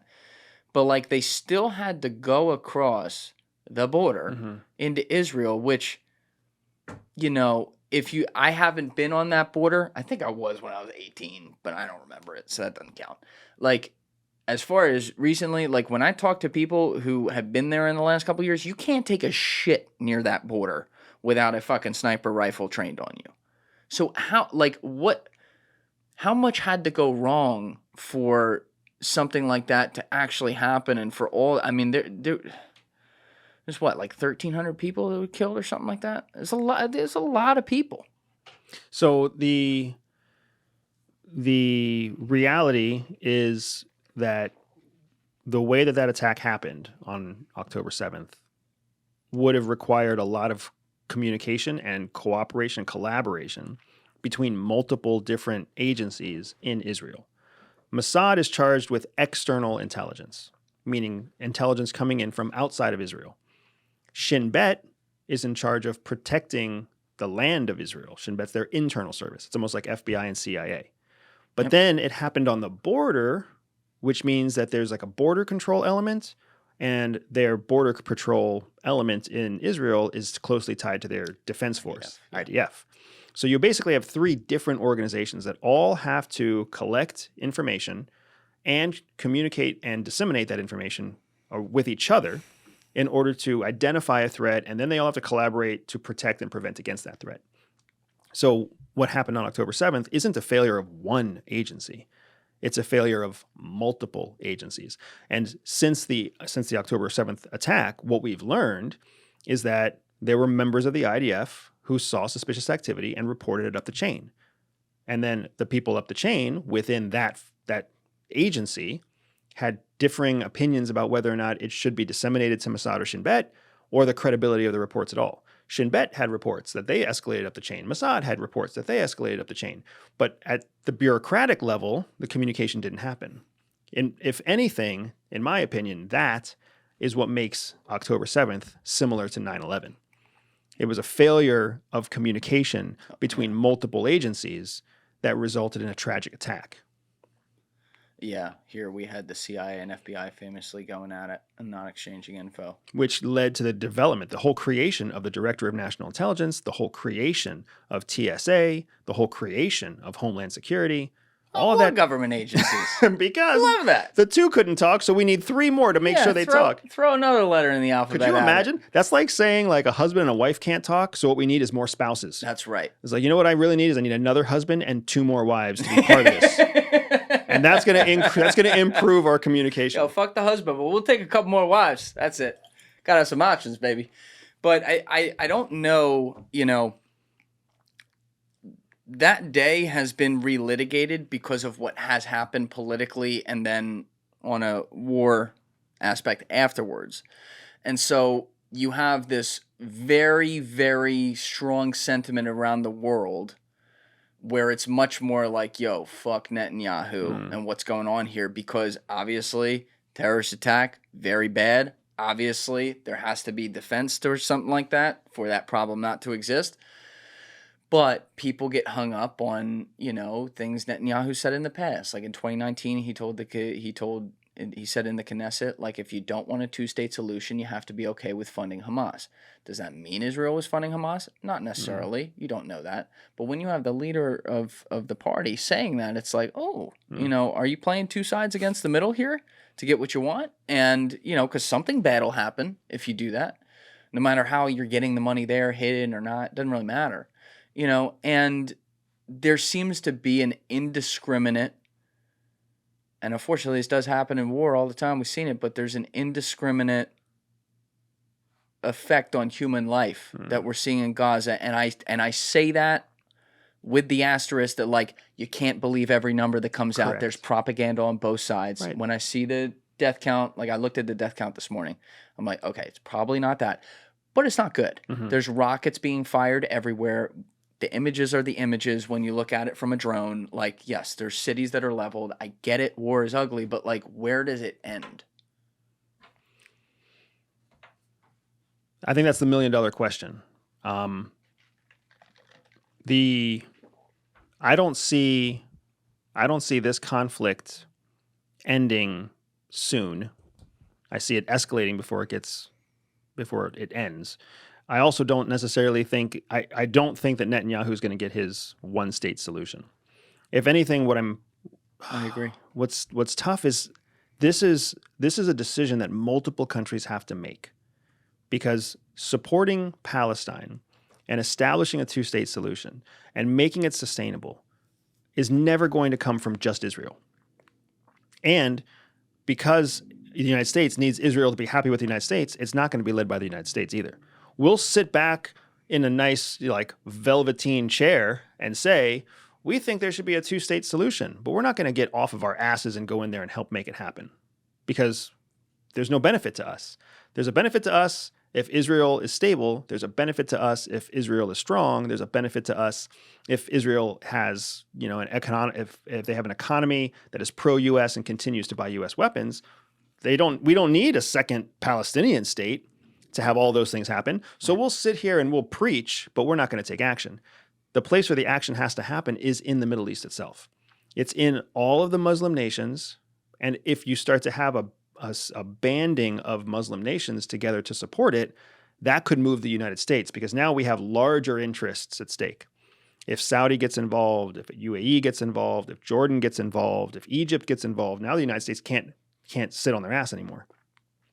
Even more so if we start seeing China or Russia or Iran or, you know, the BRICS nations, if we see them start to lead the development of a 2-state solution, then you'll see the United States jump the fuck out of their seats and be like, oh no, we're here to help too. Right? Let us keep our influence in this region. So the way it ends, I don't know. I will say this. Netanyahu is the one leader in the world right now who's at the largest likelihood of being unseated from within. All the talk about Putin was never really valid. The idea that Putin's cronies were somehow going to take him out or replace him or overrun him from inside. We've seen now how untrue that was. Netanyahu and the democratic process itself, he stands a real risk of actually being voted out, vetoed out, pulled out, kicked out, something. I don't think he's going to be assassinated from within, but he is a strong-arm leader right now, and Israel has to decide whether they want a strong-arm leader. And they have plenty of alternates, like plenty of opposition leaders to choose from who can step up and take Netanyahu's place. And the United States doesn't want to see an authoritarian Israel. They want to see an Israel that is pro-U.S. And an Israel that's pro-U.S. is an Israel that relies on the United States. Yes. So the United States is going to back somebody in a race against Netanyahu. It's just a matter of when. In your career, how much, because like Israel diplomatically, we look at all these different countries, whether it be Israel, Britain, countries that are like friends diplomatically. One thing I've learned talking to a lot of you guys who were in espionage, a lot of times there's no such thing as a friend. There is no such thing as a friend. Yeah, in the espionage world. Nonetheless, there's the imagery to make it appear that way sometimes. That's why we have things like the Five Eyes where, they claim to share all information. They probably don't. But with Israel, did you do work with them? Did you have overlap with them during your career? And if so, what was the nature of that you can talk about? Yeah, so the short answer, I mean, it's classified, it's sensitive. The United States works closely, the CIA works closely with Mossad on a number of different priorities, not every priority, right? So during the global war on terror and all of the years of that war, which were some of my core years at CIA, Mossad and CIA were hip and hip on counterterrorism issues. The United States and Mossad were hip and hip on counter-nuclear proliferation issues, right? So issues of preventing the spread of nuclear weapons. Yeah. But on topics like the rise of China, now all of a sudden there's secrets between Mossad and the United States. And you got to keep in mind too that there's a long history of Israel spying against the United States by creating moles inside the U.S. government. Yeah, Jonathan Pollard. Exactly. So even though Israel is an ally and a friend, they are still actively cultivating and creating penetrations of our government, our CIA, our intelligence infrastructure, our military infrastructure. Do we do that to them? We do that to everybody. That's why there's no friends. Right. No, everybody does it to us. We do it to everybody else. Right. Remember when Obama was caught spying on Angela Merkel in 2009, I think it was? That was Obama? That was under the Obama administration. It was? Mm-hmm. I may have started under the Bush administration before him. I think it was Bush before him, wasn't it? Yeah, can we pull that up? That's clicking in my head. But yeah, point taken. Yeah, so we don't have, there are no friends. Everybody spies on everybody else. In the intelligence world, that's just carte blanche. So that's an answer to your question. Like, did we work with Israel? Yes. The specifics, I can't disclose. Those are something that, those missions, those specific avenues, the way that we liaise, all of that stuff is still very classified. What I will also say, though, is that when you work with Mossad, they are really good at what they do. Not only in terms of, bang, bang, blow it up, but also in terms of sitting across the table from you and you feel like you're with a friend. Like they are very, very good. Come on, break bread with me. Very, very good at human intelligence collection. Yeah. I mean, those books I recommend, Gideon Spies and Rise and Go First. You can really see it in that. All right, yeah, we just, unless you pulled this up. So Merkel calls Obama about U.S. spying on her phone. No, we would never. We would never do that. Germany is a friend and a democracy. I've always wondered, like you've said in the past, that, there's some countries where the intelligence is so good and you'd never expect it. And you're like, ooh, was unfamiliar with your game. And then there's other countries where you're like, ooh, not good. And I always have wondered if Germany's one of them. The BND is the German External Service, right? Are they one of them? It's really fun. They're very good at technological collection. Apparently not. No, that's how they caught it. Oh, but they didn't stop it. That's the problem. Well, you can't. I mean, catching it and stopping it are two different things. Okay. Finding out that you're listening in on my phone doesn't necessarily mean I have the technology to block the technology that you're using to spy on my phone. Okay. Right? But it's still the first step. Otherwise, not even knowing that you're spying on my phone means I don't even have the awareness that you're spying on me at all. So there's always two steps to an intel operation. There's identifying it, and then there's countering it.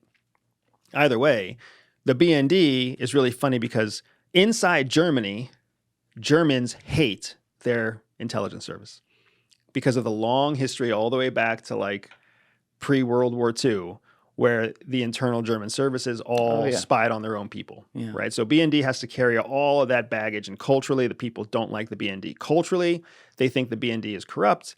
They think that the BND is incompetent.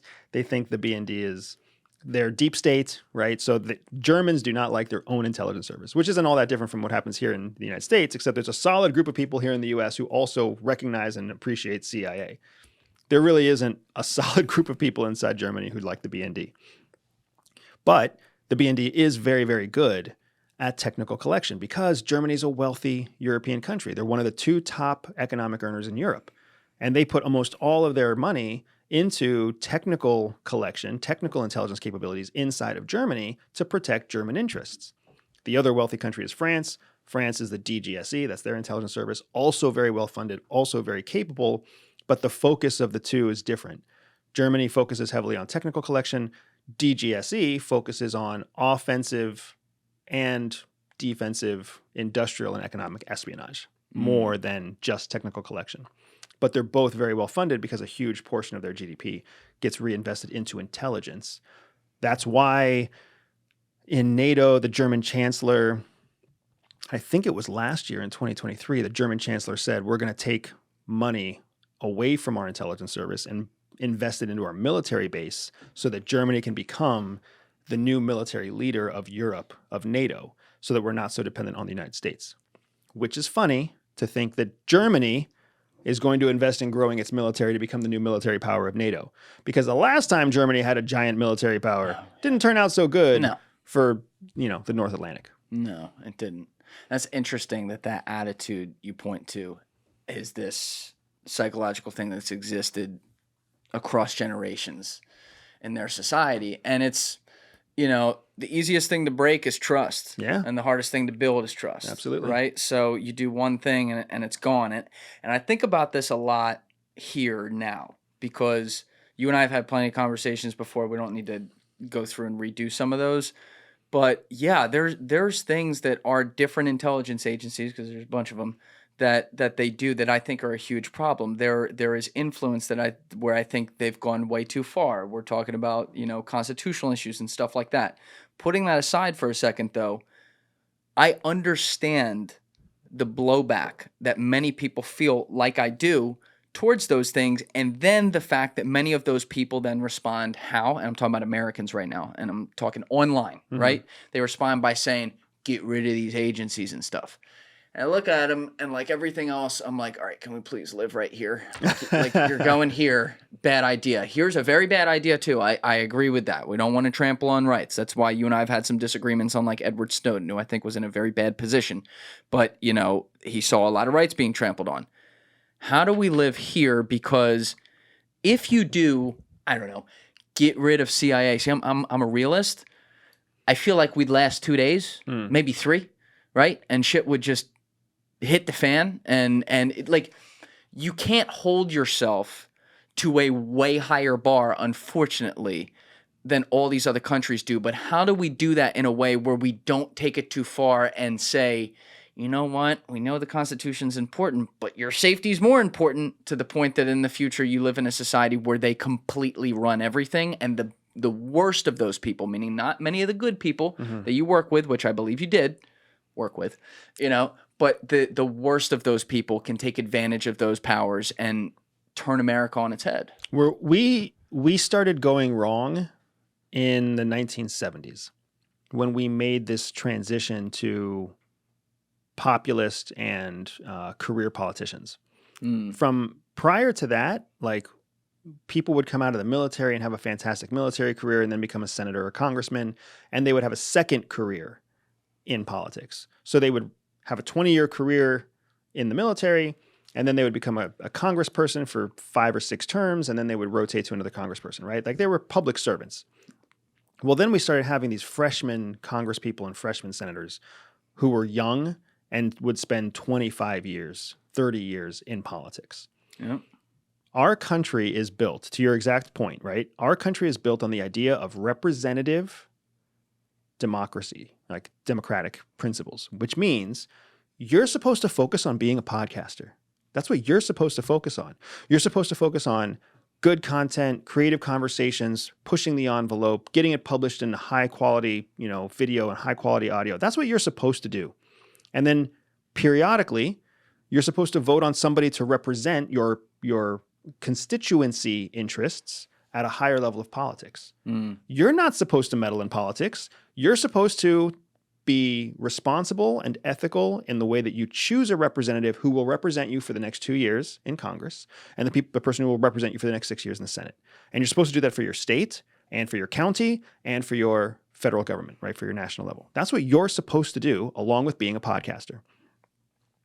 We gave up our civic duty to find the right representatives from the 70s on.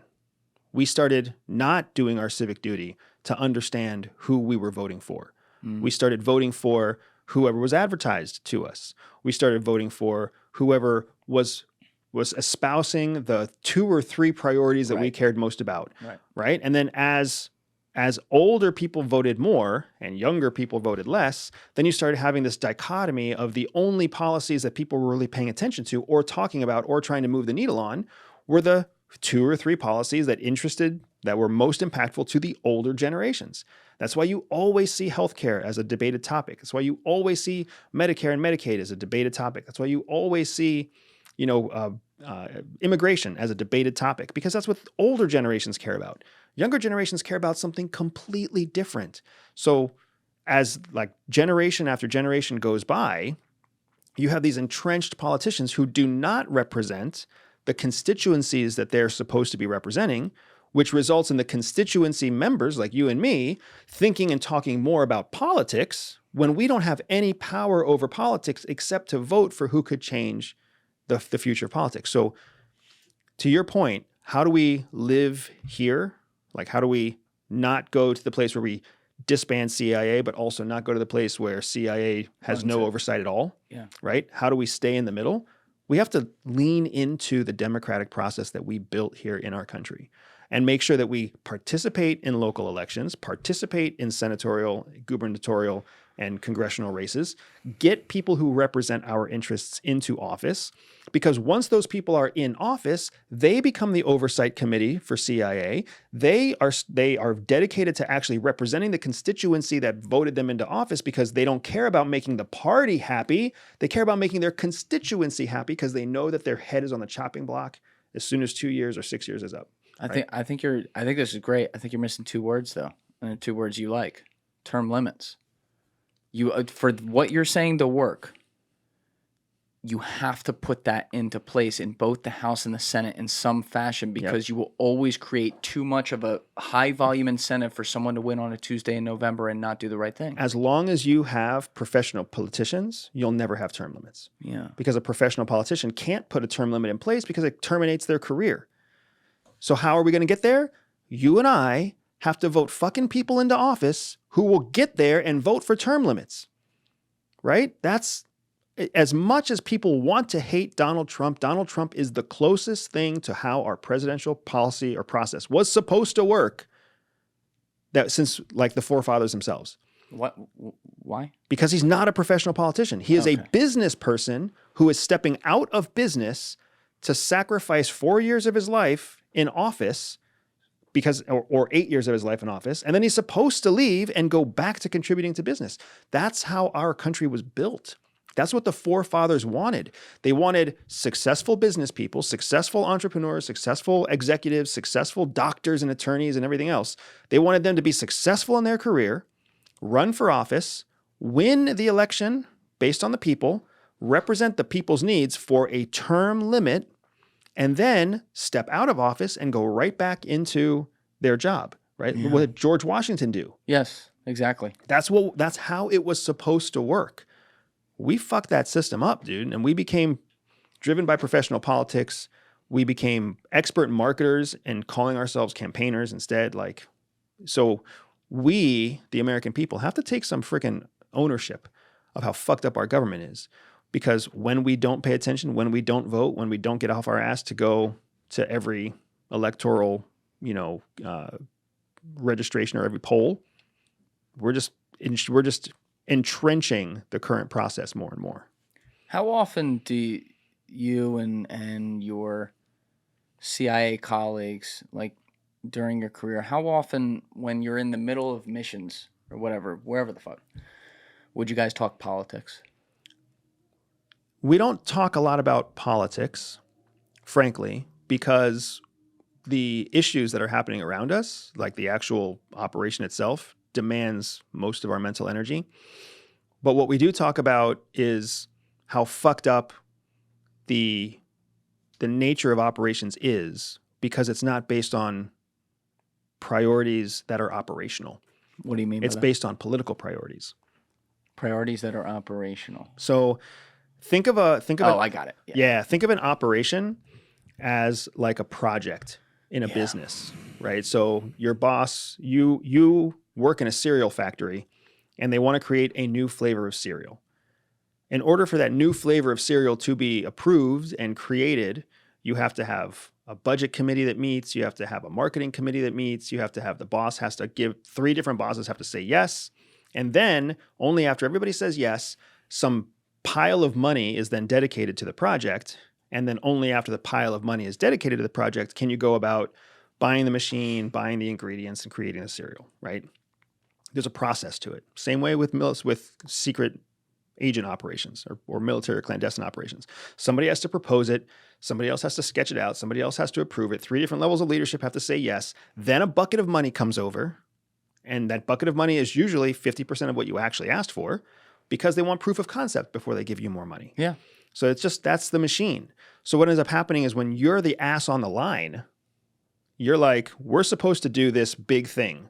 We're supposed to collect secrets about hypersonic missile development in Iran. That's what we're supposed to do. We asked for $15 million. They gave us $5 million. And they told us that in 365 days, we have to demonstrate XYZ progress in order to get the next installment of $5 million. So now we're trying to launch an operation that's underfunded to fulfill a priority that the current policymakers said is a $15 million priority. Well, guess what's going to happen over the next year? There's going to be half the states are going to have new senators. There's going to be or new Congress people, right? Things are going to change. So then you might be 6 months into your 1-year op, 6 months into the first year of a 5-year op, and then new policymakers step in and Russia invades Ukraine. And then the policymakers are like, we don't care about hypersonic missiles in Iran right now. What we care about is intelligence on the battlefield in Ukraine. And they really have that much power to say we know where you're spending every single dollar? Because a lot of people at home wonder if that's really the case. Absolutely. Absolutely, man. Because there's so much oversight. Like, dude, when you meet with an asset in the field, if you're an informant in the field and I'm your handler and we meet and I slide you $50 and I'm like, thank you for your information. Here's $50. Do you know what I have to slide you next?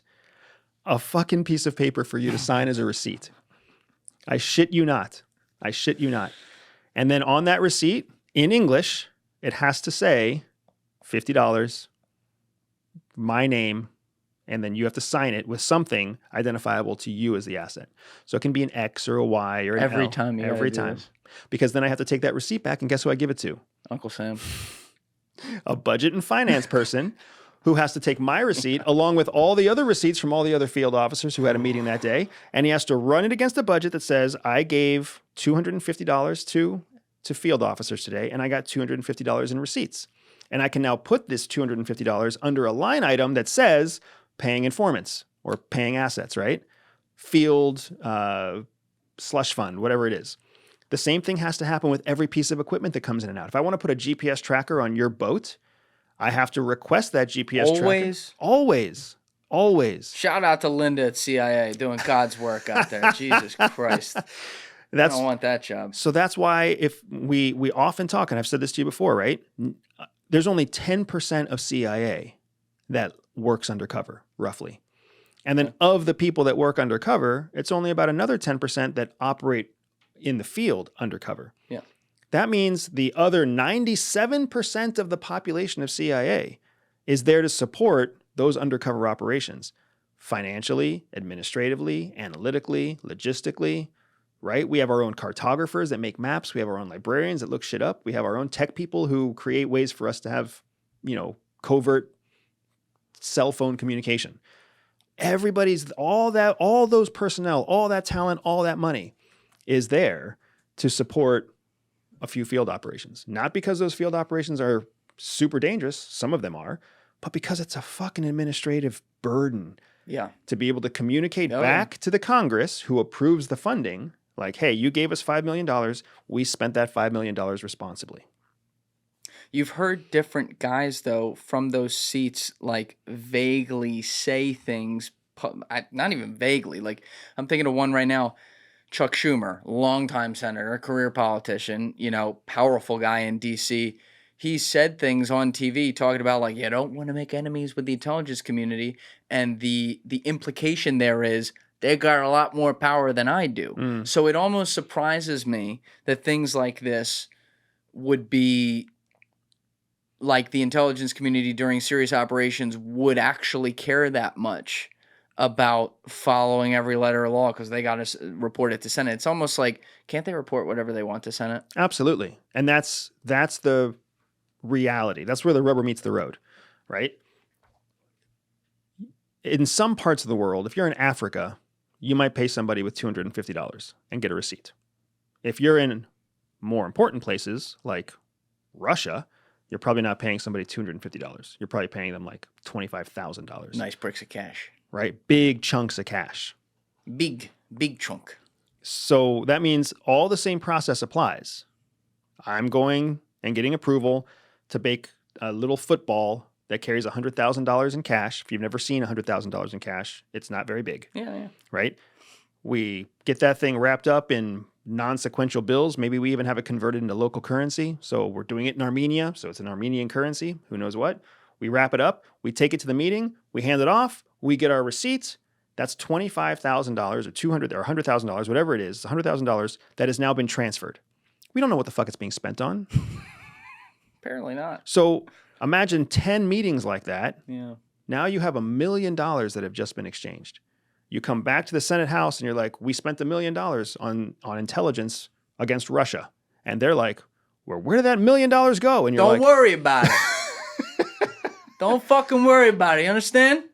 Even worse, we'll be like, we spent $1 million on getting secrets from Russian assets. And they're like, but you still didn't know when they were going to invade Ukraine? And you're like, well, if you would have given us $2 million, we could have done that too. And that's the back and forth, right? So, I mean, there's a lot of money that gets lost. Just think about what happened with the Mujahideen that then turned into the Taliban. In the 80s? Yeah. We were giving them money. We were giving them shoulder-carried rockets. We were giving them ammunition. We were giving them training. How'd that work out? All that stuff came back as receipts, but then you saw how it all worked out. We got some receipts a mile away. Bingo. Jesus Christ. I mean, the 500-pound elephant in the room there is, though, does China have to get receipts when their intelligence agents are doing this shit? Nope. Russia? Nope. Iran? They're not democracies. I'm not going to go through every country, but again, like... The oversight is completely different.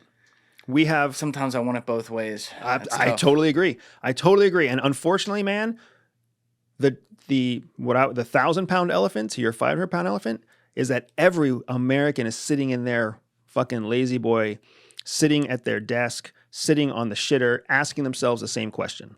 Yeah. I kind of want it both ways. What do we mean? We kind of want to be a democracy, but get the chance to skip the democratic process every now and then. Right. If we, as the world's superpower, if we're asking ourselves that question right now, what is every developing nation also asking themselves right now? Do we want to be a democracy or do we want to be authoritarian? And that is the real reason that we're seeing such a rise in power and popularity for leaders like Xi Jinping, leaders like Vladimir Putin, leaders like Netanyahu, leaders like the Ayatollah in Iran. Iran just had an election. They just elected a new president who's a reformist. Is that a real election? Yeah, I think it's a real election. I mean, the fact that he won, I remember when he was running, I sat there with my wife who's former CIA, and both of us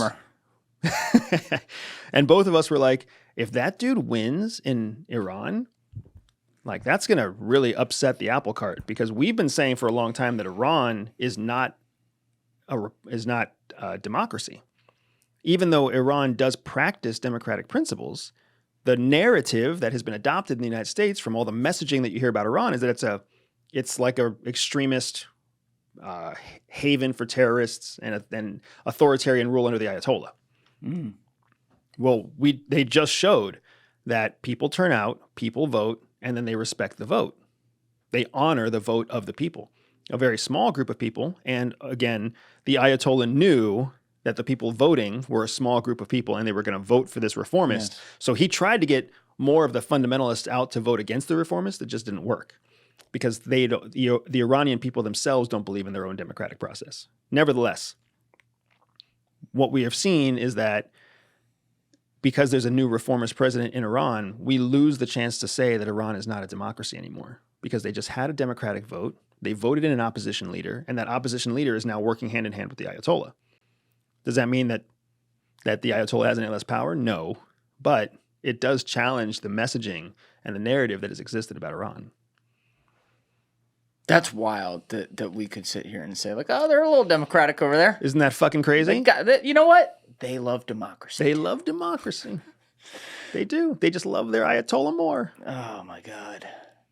God, that was such a fuck up, letting that happen in 79. Such a fuck up to let that happen. And now, we're fucking 55 years later. And you know what? The Shah's son, Pahlavi, have you followed him at all? No. Very interesting. So when that place falls in 79, the family gets refuge in the United States. So he lives here, raised his daughters here. I think his mom's here too. So the wife of the Shah of Iran.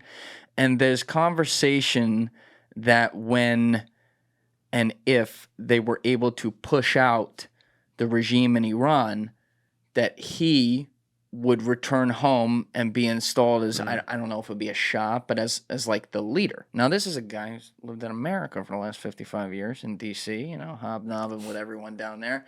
And it makes you wonder, like, if there is a regime change, I'm just being a realist here, wouldn't it make sense that all the countries who are most invested in seeing that happen, meaning like Western countries like the United States, maybe would want to plug in a guy who's one of their own like that?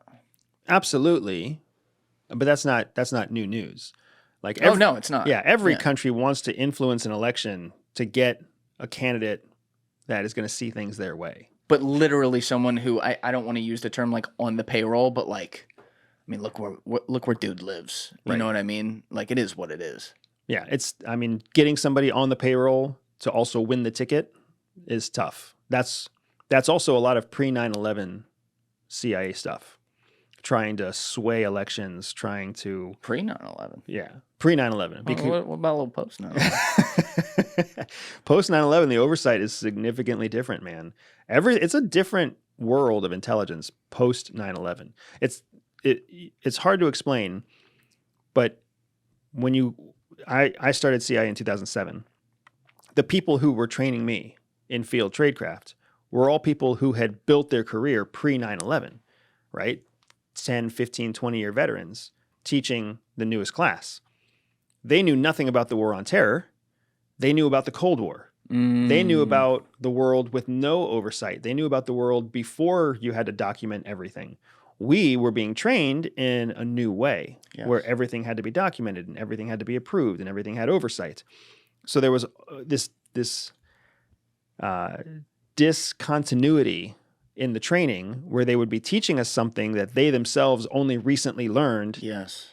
And then their war stories would be war stories that we would never get to do because they were involved in like trying to poison Castro and have his beard fall out. And you can't do that? No, we can't do that now. Maybe with the right court approval you can. Mm-hmm. But I mean, now it's a different world now. You're a good company, man. I'll give you that. You're good.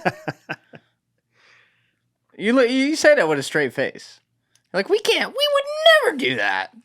We never try to take out a world leader. That is beneath us. Oh, it's as an organization. It's not beneath the organization. It's just administratively difficult. Okay. All right. That's a better answer. I like that answer. It's administratively CIA killing other world leaders. Administratively difficult. Administratively I can accept challenging. that. See, that's why doesn't it feel better to be honest? You know what I mean? I've never been anything but honest with you, brother. So if the whole reason, like Snowden, and I love disagreeing with you on Snowden. Okay, let's do it. Yeah, we don't have to do it much. It's just it's always nice to talk about a situation where you're wrong. That was good. That was good. I didn't see that coming. Say that to John tomorrow. Oh, dude, I can't. Just like I that. am so excited. I'm very excited. You are two of the smartest individuals I've listened to on podcasts before. You're both brilliant men. You come at it. We're talking about John Kiriakou, by the way. That podcast, I'm sure Danny Jones is doing it with you. It's going to be amazing. It's going to come out after this one. So everyone stay tuned for that on Danny Jones' podcast channel and go subscribe. But John Kiriakou is a former extremely high-level CIA guy who ended up going to prison for commenting on stuff. And there's a whole story there, and it's really fucked up what they did to him. But he likes some of the stuff that Snowden did, and there's a lot of disagreements you guys have. So that's going to be great. But I don't want to get you off track here. You're talking about your opinion on it. So No, it's all good. Just the idea that, so let's just compare Snowden and Assange, right? Because Assange just recently got sent back to Australia. Espionage charges were lifted. Like, he's a free man. Yes. After fucking A while. 12 years? I don't know if it was that. It was a long time. It was a long time whatever it between was. British prisons and The embassy. the embassy in Ecuador, right? So, and the argument for both is the same, even though the circumstances for both are totally different. Snowden was an American citizen. He was a contractor for a government contracting organization that was working for NSA. So like Booz Allen Hamilton or Raytheon or somebody. So he wasn't a sworn officer, but prior to becoming a contractor, he was a sworn officer. So he's working for NSA on a commercial contract when he comes across this program that he believes is a violation of American rights. It's called Heartbeat, I think. I forget the name of the program. Heartbeat for, we'll come up with it. Right. But so to whistleblow, he takes the story to a foreign news source, The Guardian, which is a UK news source, and he breaks the story in a foreign news source and then flees to a series of countries that are not, that are American adversaries. I want to step in for 1 second. And you're correct that he went to like Hong Kong, which, is under the veil of China. I'm with you there. The Russia thing, his plane got down there. Vice President Biden at the time diplomatically ordered his plane down in Russia. So that was not his plan. But before Hong Kong, he was in He was in Ecuador. He was in Cuba. He was in Cuba? Maybe not Cuba. Can we track? Yeah, where did Can we track all the places that Snowden essentially traveled in his escape from the United Hawaii? States? When he went from Hawaii to Hong Kong, did Snowden go anywhere in between? I don't think he went straight to Hong Kong. I think Hong Kong. I don't think you can you from there. Oh, you I'm probably pretty sure. could from I'm pretty Hawaii. sure he spent years in South America. It was in like Uruguay or Ecuador. He was somewhere. So he Yeah, went. there it is. Edward Snowden's How movements. invaded U.S. Go ahead and click on. Well, no. So all right, you're not. I think you have it a little bit backwards. but Hawaii to Hong Kong. Yes, your point remains. He was trying to go to Ecuador, and his plane was downed in Moscow, so he never got there. But he was going to a country that maybe has some diplomatic issues with America. Okay. Correct. So the point is, he was an American citizen who exposed secrets that he had been sworn to keep, and he knew the purpose and intent of the intelligence agency because he was a sworn officer of the federal government before he was a contractor. That exposing whistleblowing national security secrets that are classified at a top secret level, knowingly, when you have been charged to protect those secrets, that is completely different than Julian Assange, who was the editor-in-chief of a website that was accepting secrets from all over the world. Yes. He himself being an Australian citizen.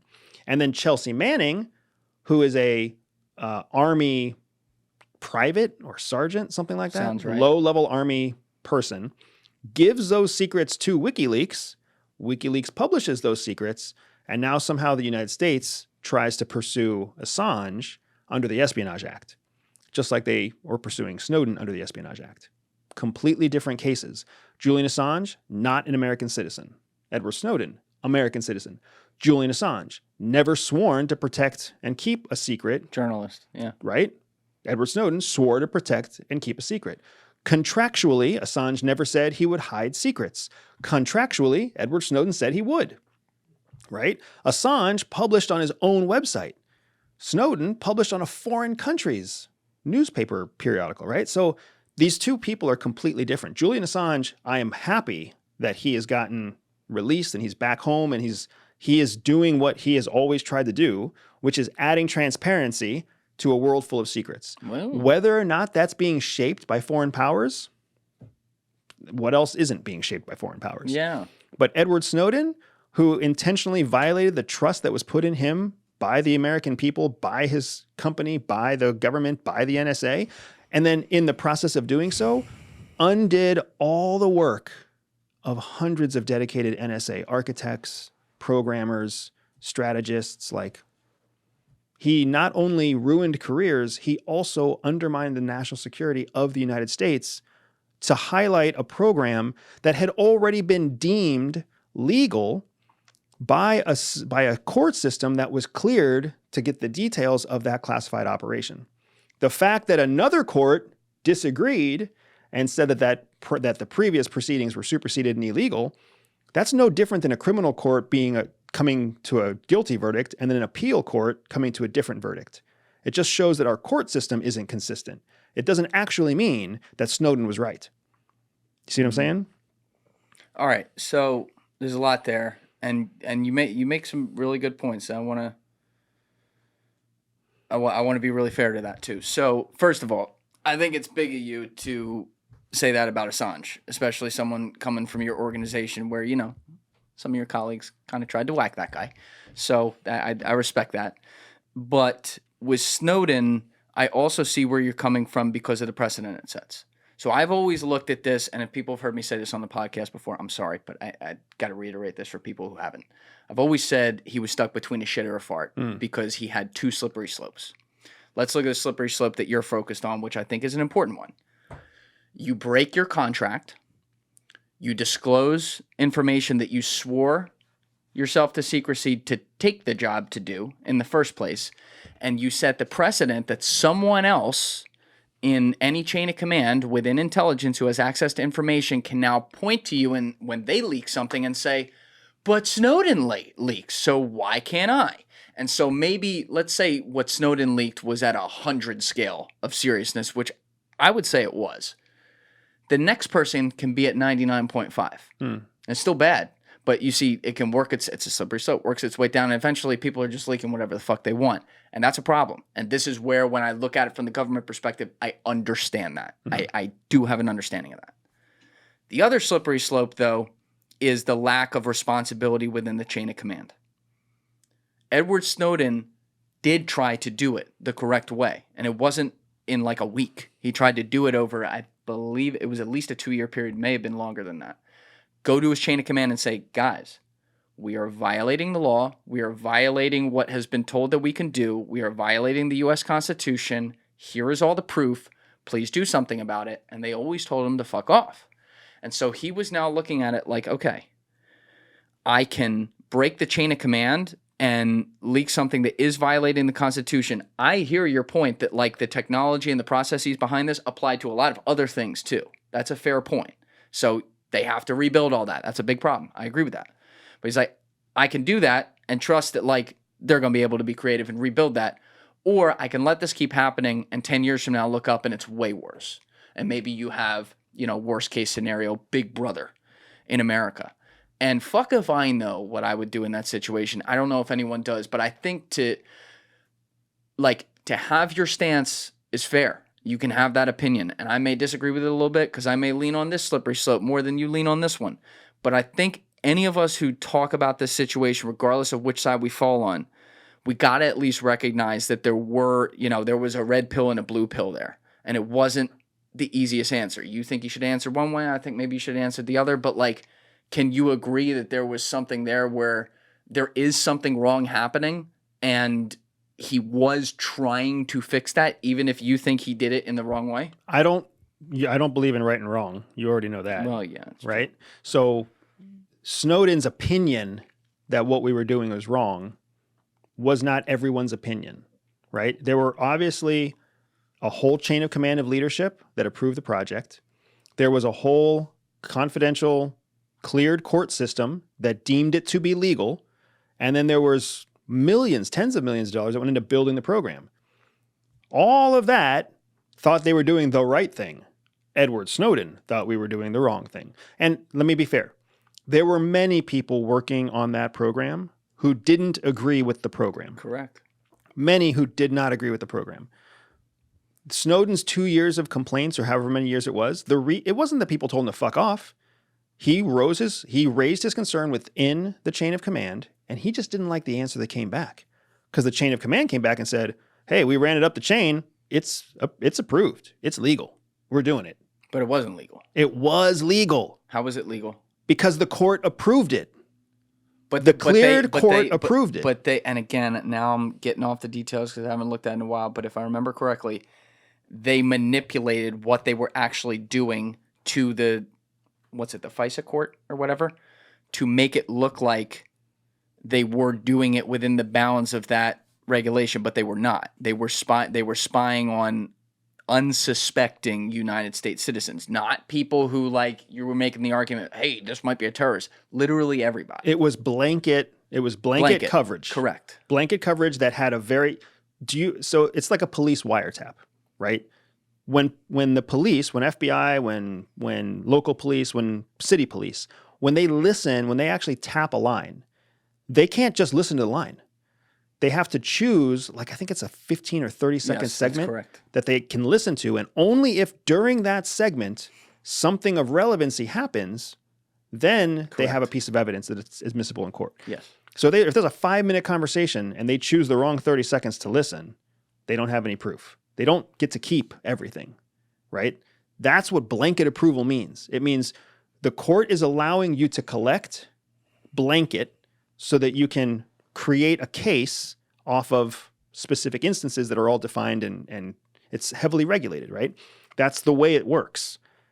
The fact that metadata was collected, which isn't even personal information, it's metadata. Can you define that? Yeah, so metadata is all of the additional information that's created on the digital side of a digital piece of communication. All right, that was good Japanese. Let's do English. So you watch a Netflix show, right? The fact that it's your account under your name with your credit card to your home address, and it's the title of the show, that is private information. The fact that it streamed at 2:00 to a zip code, that's your zip code, and was watched for 7 minutes before it was paused, that's all metadata. Nobody knows that Julian Dorey watched fucking Coco for 7 minutes and then took a shit break. Nobody knows that. Okay. What they know is that this zip code streamed 7 minutes of this data from Netflix at this time. That's the difference between, and then there's all sorts of other metadata too, right? Which internet service provider carried the actual streaming service, what the bandwidth was, blah, blah, blah, blah, blah, blah, blah, blah, blah, right? All of that's metadata, not personal information. Your cellular phone carries tons of metadata too. It's not just Julian Dorey called Danny Jones on August 1st and had an 11-minute conversation about Diet Coke. Right. That's personal data. That's encrypted for the most part. But the fact that Sprint supported a call to Verizon for 7 minutes from these two geographic, longitude directions, that's metadata. So the court system said collecting metadata in bulk with an effort to correlate that metadata with known terrorist activity is legal. And then a different court, a civil court, which is not a cleared court, determined later on that the cleared court made the wrong call. Well, guess what happens all the time in an appeal process? One court comes to one decision, a different court comes to a different decision. Different juries, different judges, different districts, different precincts. That's true. So does that mean that the person who's found guilty in the first court, but then innocent in the second court, is still guilty? Does that mean that they did the wrong thing? if the appeal court found them not guilty. I see what you're saying. That's exactly what happened here, right? Yeah. And at the end of the day, NSA still had to change their program because the court system did what the court system did. And they were two different court systems. Cleared courts have more access to more information. Civilian courts have less access to cleared information. Yeah. It's not really truly apples to apples. Look, you make the argument in a very diplomatic way. I can't argue that. I think we've made the points on that. I really want to hear you and John go at that. John's a way better person to discuss that with you than me for obvious reasons. So Real quick, because I just Yeah. want to fact check this, Alessi. John Kiriakou has his own podcast, yeah? I'm pretty sure he does. Does he? And I'm pretty sure it's sponsored by Russian state media. Oh God! All right, that's a whole nother conversation. I Just knew wanna, you were going just there. want to fact check it because All right, we'll fact check it real I quick. want that to break on your show because I'm going to be talking about that. I want you to discuss that with him on that podcast for sure, because he's talked about that before and what happened there and everything. I don't know. He has been. I will say this: whether or not this is true, what you said, he has been on those networks and has been paid by those networks. That's not wrong. But hear him out on that. That's and- not and wrong, what- meaning that's not inaccurate. Correct. Yeah, that's what I'm saying. Like you are accurate. But I want you to talk about that with him real quick. I just have to go to the bathroom. We're gonna come back. We gotta talk about UFOs. We gotta talk about Diddy. We got a lot more on the bone here. So everyone just hold on 1 minute. Right back. All right, we're back. So you have been the star of a series on History Channel that we've talked about, Beyond Skinwalker Ranch. And I know we got into that on episode 150 based on the first season and what you were doing and some of your surprise there. But I've always enjoyed your thoughts on the UFO phenomenon because I think you're a realist about it. You're more data driven. You've expressed that you believe there's almost a statistical impossibility that there is not intelligent life out there. It's just a question of, are the things we're seeing reported as intelligent life here actually what they're reported as, which I think is really fair, because there's also been a lot of speculation, righteously so, I think, by a lot of people, that the things we're seeing are products of super advanced intelligence-related technology, not always necessarily our own, but yeah, certainly DARPA or CIA at the front end of that. So having done season 1, what do you want? Are you working on season 3? Season 2 is already live, and I think is aired, Yep. and season 3 scheduled. Okay, so number 1, has your opinion changed or moved at all on that? And number 2, what are you guys going to be focused on and looking forward to in season 3? So, I really appreciate where you're going with this, and I also really appreciate that you are so accurate and specific in the words that you use to describe my relationship with the phenomenon. Because what I have seen personally is that there is some strange shit that happens that doesn't have explanation. It doesn't have explanation in like normal civilian terms. It doesn't have it defies explanation in known science and known scientific terms. Equipment gives results that don't make sense according to how the equipment is supposed to work. I mean, and then of course on top of that, there's a whole world of secrets that we don't have access to.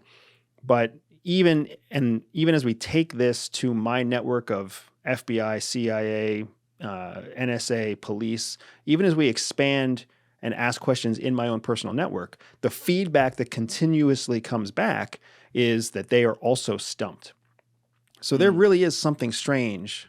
There really is some kind of phenomenon that is consistent, is measurable, is witnessable, and is happening in our planet's atmosphere, right? And sometimes that phenomenon happens underground. Sometimes that phenomenon happens on the surface. Sometimes that phenomenon happens in the sky. Now, after being through 2 seasons of investigating high strangeness with the Skinwalker team and the Beyond Skinwalker effort, I am more convinced than ever that there is something happening. I am not any more convinced that it is alien in nature, but I am more and more confident that it does defy science as we understand science today, right? Energy signatures, transient physical evidence. Like somehow you can see gaps in GPS data, gaps in geospatial data, gaps in energy returns. Like it's the strangest thing, man. And nobody can explain it. Experts in their field can't explain it. Technical experts with the equipment can't explain it. Physicists, astrophysicists, like scientists can't explain it, but it happens and it's consistent, not everywhere, but in certain places. So why the hell is it that when I'm in a strange ranch in southern Colorado, I see the same weird shit that I see in the mountains of Nevada, but I don't see either of, like, those two things are consistent. But then when I go to someplace in Tennessee, we don't see shit. How does that happen? How is it, how is it that I can go one city over, I can go one national park or one state park over to where the terrain is exactly the same, granite rock to granite rock, but energy signatures are different, geospatial data is different, magnetic anomalies are different. How does that happen, right? And why does that happen? I don't think that it's alien. The proof that I'm seeing is not that it's alien, but the proof that I'm seeing is sure as hell that it is fucking weird. It's fascinating, and it shows the untapped advantages that a weapon system could get if it could figure out this science. And I gave you a lot right there. I don't know if it all made sense. Because in my head, I'm reliving the investigation. And season 2 goes through a lot of that. And anybody who watches season 2 on History Channel or streams it beyond Skinwalker Ranch, you're going to see exactly what I'm saying. There's so much strange shit that happens in our country that we don't even understand, that defies the laws of science as we understand them, the laws of physics as we understand them. And it stumps not just me as a CIA officer, but a whole range of experts that I've talked to. Gun to your head, would you say it's super advanced like DARPA technology? I don't know if I would give DARPA the credit, but I would say that the 60-40 of what we're seeing is either advanced technology or, this was really crazy, super old technology that we found a way to do better. Balloons, sea drones, unpowered passive devices, right? That kind of stuff. What do you make of all the patterns, though, of people who have, around the world, who have claimed to have witnessed something? And again, you hear a lot of people now, they'll come up, they'll say, I'm an experiencer. And maybe somebody is, but the vast percentage of people is probably something different. But when you look at, say, the patterns that James Fox, who's been on the show, has created with the history of it since the 1940s, be it from China, Russia, United States, Australia, Africa, South America, all over the map, where they report the similar things. Small creatures, similar beady eyes, similar colors, craft described in often the same ways, a form of telepathy that happens for people that have encounters of the third kind. That's the right term, right, Alessi? The fourth kind. It's fourth kind, right? Where it's like everything all together. I guess there's a possibility.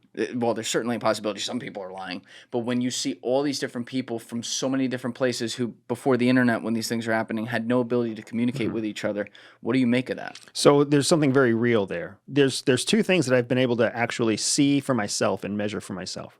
First, experiencers are having real experiences. From their point of view, with their 5 sensory organs, right? Their eyes, their nose, their ears, etc., they're having a very real experience. But all a sensory organ is a series of electrical patterns to the brain.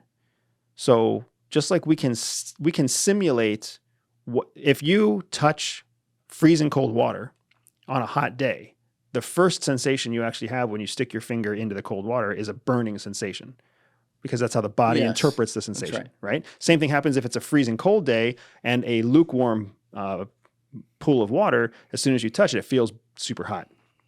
That's just an electrical impulse. So it's not that what you see is really what you see, or what you hear is really what you hear. It's that your brain is interpreting electrical signals and translates those electrical signals into sensory perception.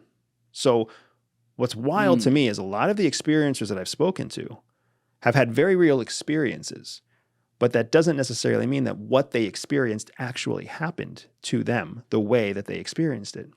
They may have been touching cold water on a hot day, and what they experienced was burning. So that's what's so fascinating to me, because one of the things we have absolutely been able to measure is that in areas where highly strange phenomena have happened, energy readings are all over the map. Electrical energy readings, magnetic energy readings, gravitational energy readings, all over the place. So we really could, like, for all intents and purposes, you could stand in one place and you don't smell anything and it feels like a 70-degree day. And then you stand 6 feet in a different place and now all of a sudden you smell oranges and it feels like a 90-degree day. Right? Like, that's the impact of energy on your body and on your brain and how your brain interprets events. So when you think about true experiencers, if they're just temporarily co-located in an area where either a extraterrestrial phenomenon happened or a very terrestrial phenomenon happened with high energy readings, the experience could be the same. See what I'm saying? Yes, I understand what you're saying.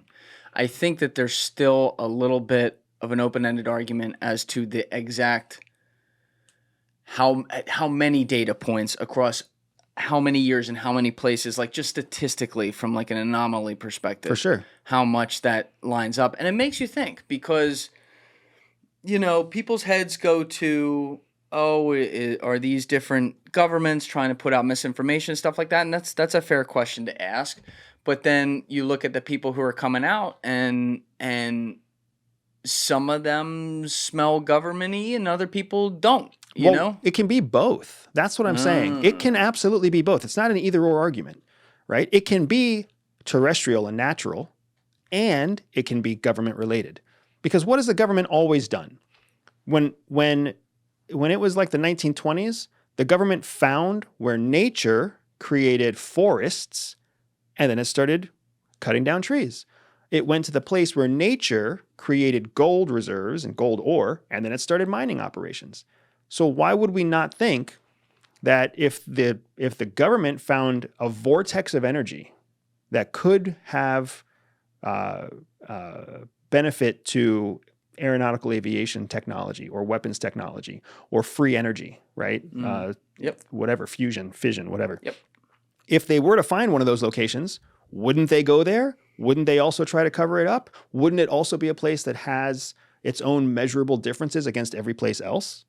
And wouldn't people in the surrounding area also have experiences that were related to the incredible amount of energy or the unique geology of that location? Okay. So I am more and more convinced that there's a terrestrial explanation for what most experiencers see. But here's the thing that's so interesting, especially if there's a terrestrial explanation for it, intelligent life from another planet would most likely identify those anomalies here when they did a scan of our planet. So it's a bit of a double-edged sword. Yes. I agree. Why would, I mean, if you were just, every time we fly in a plane, we do this. You fly over something. You fly over the flyover states. You look out your window. You see like rocks and desert. Not that interesting. But as soon as you fly over a city and you see the lights and you see the glow and you see the infrastructure of the roads, now it's more interesting. So you're flying over a wide patch of Earth and you're choosing what to focus on based off of something of interest in the landscape. Yeah, I've always, and I love playing devil's advocate on everything around this topic because it is so unknown and there are so many possibilities here. And one of the things I've always brought up is I'm like, first of all, we can't put ourselves in the shoes of a highly advanced intelligent civilization who knows shit that we don't. That's number one. But if we could at least accept the fact that they just know a lot more and then use our imagination to say, so they could probably time travel or crazy shit like that. I've always wondered how they wouldn't have simulated all these things to happen if they're true, like these different sightings. Here's what I mean by that. People are like, oh, well, if they're happening all over the place, why everyone's got an iPhone? How come we're not catching it up close or something like that? And I'm saying maybe when you see, for example, the Zimbabwe incident in 1994, where this was in the middle of, the brush out in Zimbabwe, specifically by an international school where there were a bunch of 6-year-old kids playing, and that's it. Maybe an intelligence advanced civilization would have simulated, we want this one to crash or land there or whatever so these 6-year-olds can see it and we can play, Sims with how that affects what they say to the rest of the world and how the world views the potential phenomenon as like a psychological experiment, if you will, as opposed to having the same craft land in the middle of fucking New York City where 7 million people see it all at once and are like, oh my God, they're here. You understand what I'm saying? Like, isn't it possible that if they're so powerful to have all these possibilities, they don't necessarily crash? It's more like it could be planned out as a simulation. I think it is. I think anything is possible. But one of the things that is also becoming increasingly clear to me in my Beyond Skinwalker investigation is that one of the major flaws that happens when we talk to experiencers, one of the major flaws that highlights to me that an experiencer is not as genuine is when they become hyper-focused on the fact that an alien life is interested in human life. Why do we think that an advanced civilization of aliens would give two shits about human beings? You're making the Neil deGrasse Tyson argument. Why? Why do we think that they would care about us? We're inferior because they're super advanced and civilized, right? We don't make up a large contingent of what the Earth is. What do you mean by that? Like human beings aren't as prevalent as, say, trees or water or oxygen or nitrogen. We're way smarter and way more interesting. Not to them. Why do we think we're interesting to them? What makes you think that you're more fucking interesting than a dolphin to an alien? Well, let me ask you this. Because we make cities? If we were able to fly over... Ants make cities. If we were able to fly over a world back 6,000 years ago with pre-Babylon, pre-Egypt or whatever, and see these ancient civilizations, you don't think that our current society, if we had the ability to do that, would be interested in those people who are, in most degrees, completely not advanced to us? I think that there might be an interest, but does that mean that's what you went for?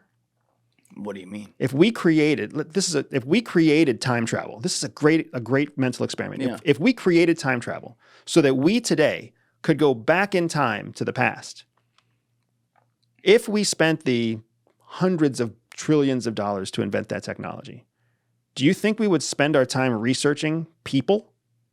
Or do you think we would spend our time and money mining resources or planting seeds that we would then cultivate, in the future?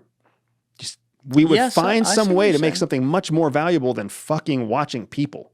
But that's... Anthropology and tracking people, look, biology is one of the least funded sciences in the world right now. People just don't care about temporary living creatures. Zoologists know that. That's why they struggle all the time to get funding. Anthropologists know that. That's why they all end up as waitresses, right? People don't care about... there is no value in understanding a civilization or a human being or the biology of a human being or how they all interact. There's no scalable value there if you're going to take on the expense of launching some sort of widespread mission or campaign or operation to explore something new. Now, what if, though, instead of it being an advanced civilization from somewhere else, what if, due to dimensionality that we currently can't understand here and now, right now, these are actually future humans who are the spawn of us, who have figured out a way to circumnavigate dimensions and time to come back and observe us? They are essentially, therefore, observing the seeds that became the tree that they are. Is that not? Why would they do it? Why would they do it? Why would they come back? What if they could change the river of time? That's not observing. That's not observing. But you're there doing that.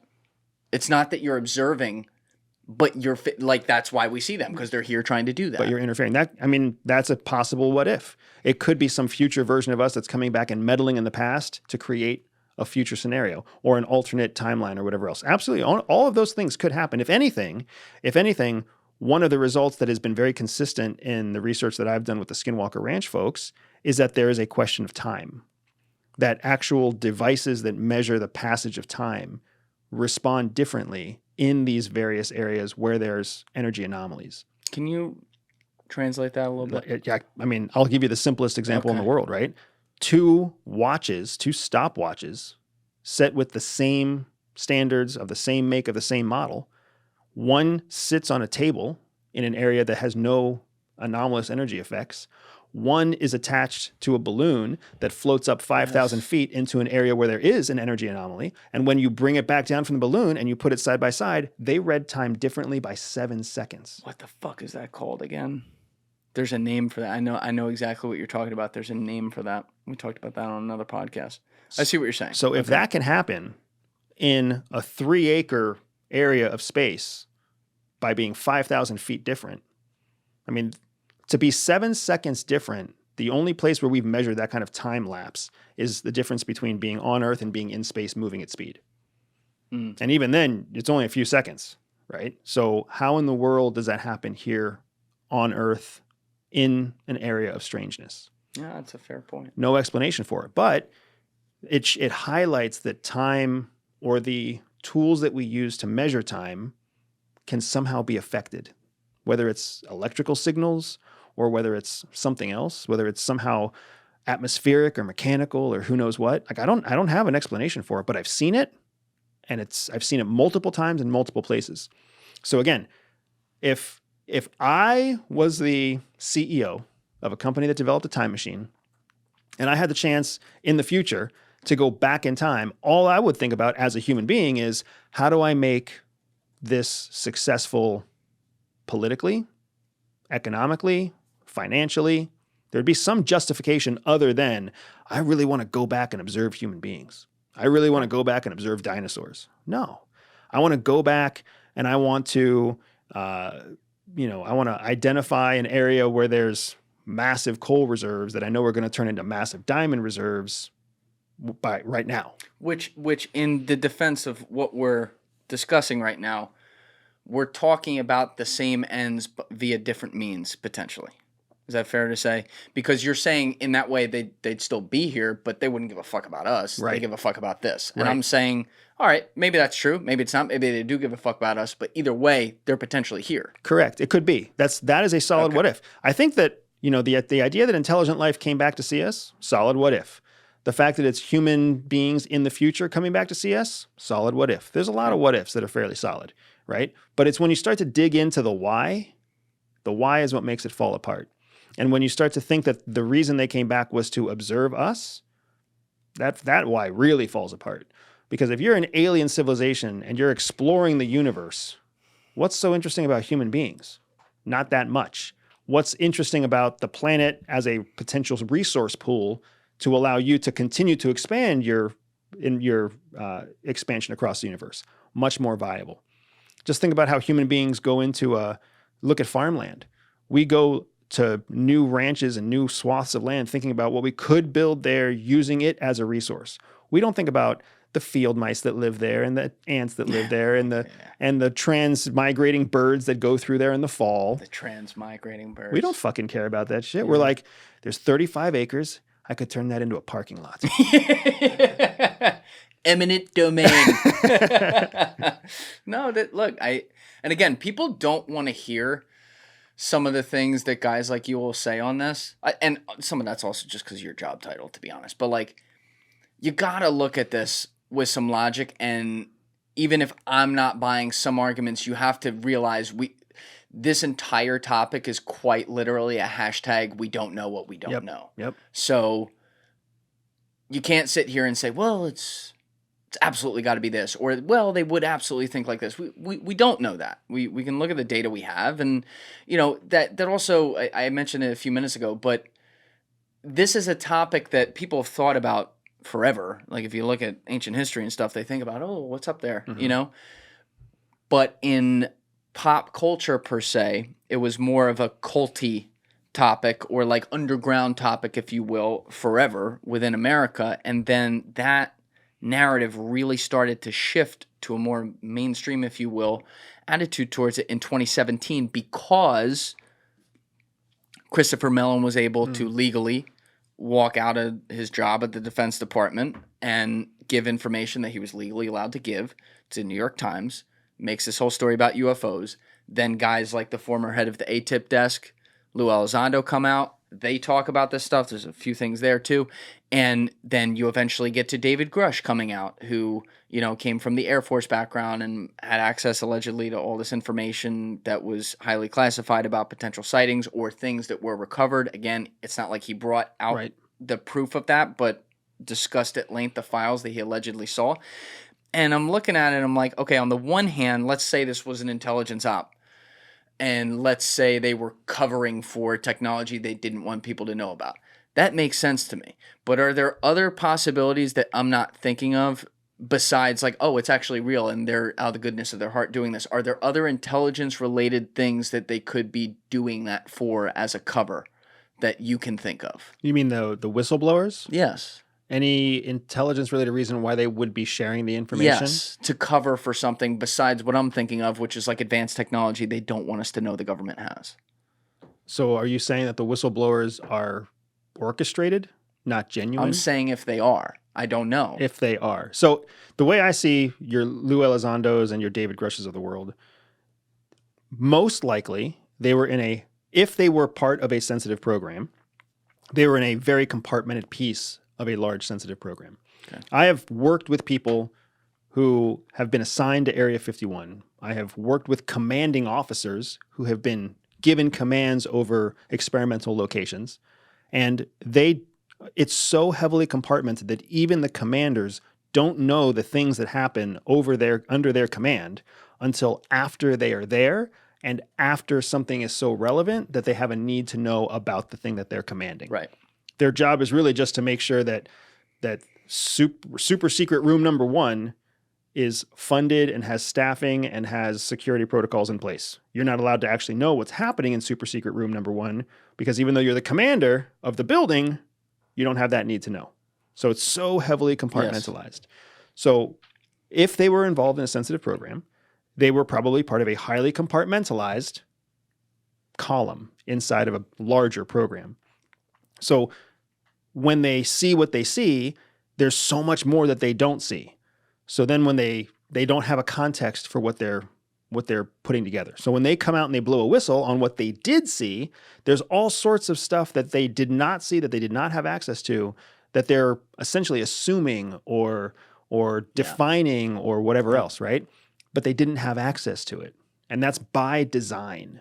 So they could believe that they were part of a program and there were other things going on that they did not themselves witness, but they did witness this one piece, and that could be what they're sharing.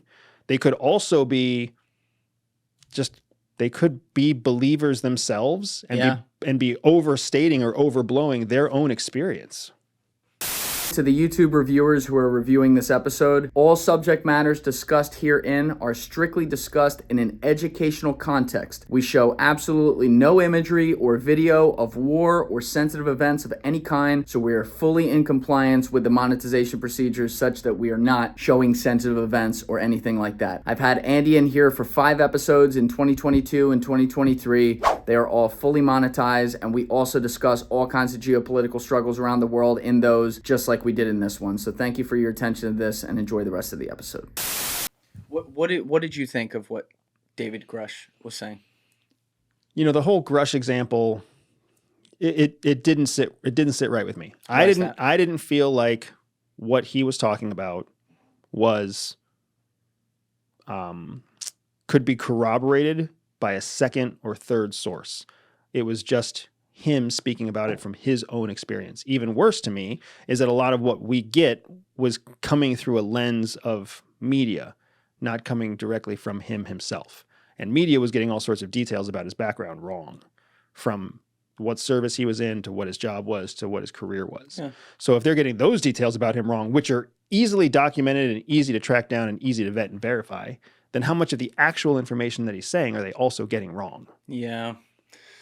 So Jesse Michaels has a show called American Alchemy, which is really incredible on YouTube, and he's works in the Teal office and everything. I might have been telling you about him off camera, but he's eventually going to be on this podcast. I've had a chance to talk with him a bunch. Really good dude, but he was like the first guy to get the interview with Grusch. He's known Grusch for I think years at this point, like 3.5, 4 years, and I really want him to explain it when he comes on my show because he can explain how he views it a lot better than I can. But my takeaway from what he said is that he felt, as someone who's not in the government, to be clear, he felt that Grusch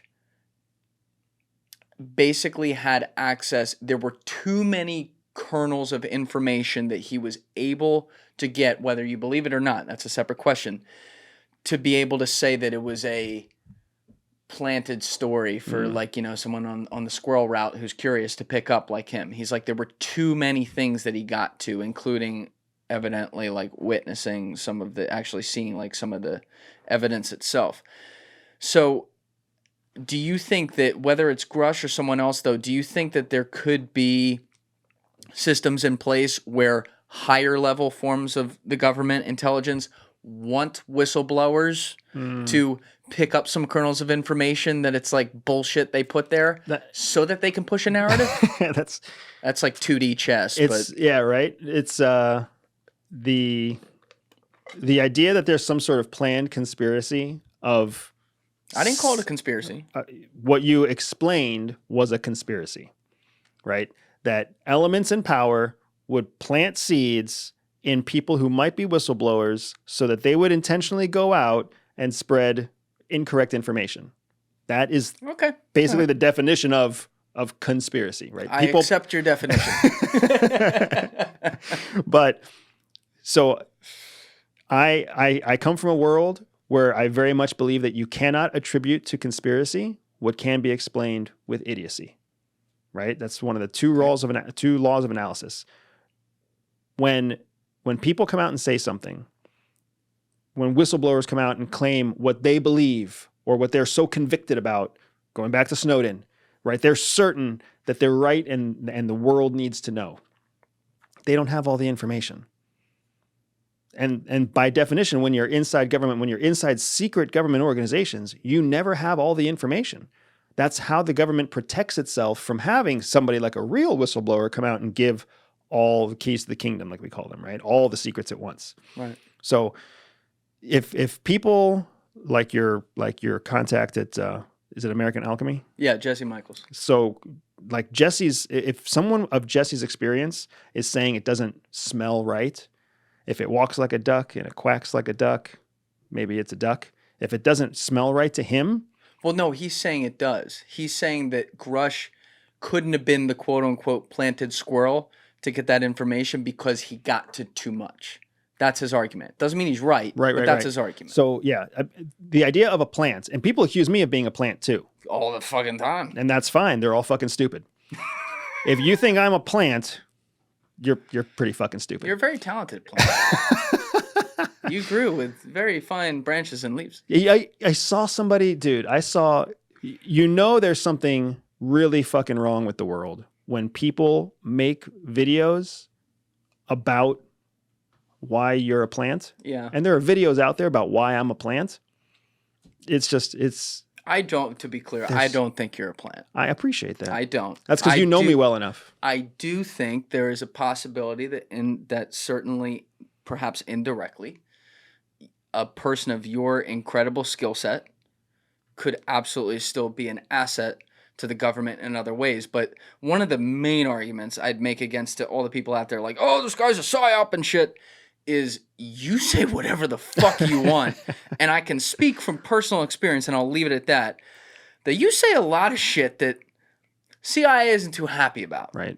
And so I don't see that argument. Like, if people actually listen to what you said, I don't see that argument. They'll just point to say the argument of like Edward Snowden and be like, look at that company man. Yeah. But I'm like, yeah, but what about the next 10 things he said? Yeah. You know, so I do think that's totally unfair. But listen, there's been a break in trust in there between government and people, well beyond just Forever. the CIA Oh, yeah. for a long time, but especially over the last 20 years or so, that I get why people's heads go to that. I understand where they're coming from, and they don't have to agree. They have people out there listening, you have every right to have your opinion, but my opinion is different than that, and obviously your opinion publicly is different than that. So the idea that the government would make a plant, it doesn't make any sense to me. Ever. If the government's going to make a plant, how would they act? I mean, Planting is here's why I'm having such consternation over this. When you cultivate a plant that's witting, meaning they know that they're a plant, they know their job is to go out there and communicate a certain message, you always run the risk of blowback if the plant goes upside down or backwards, if they change, if they turn suit and then but then you just kill them. Administratively challenging. Oh, yeah, there it is again. That's an admission.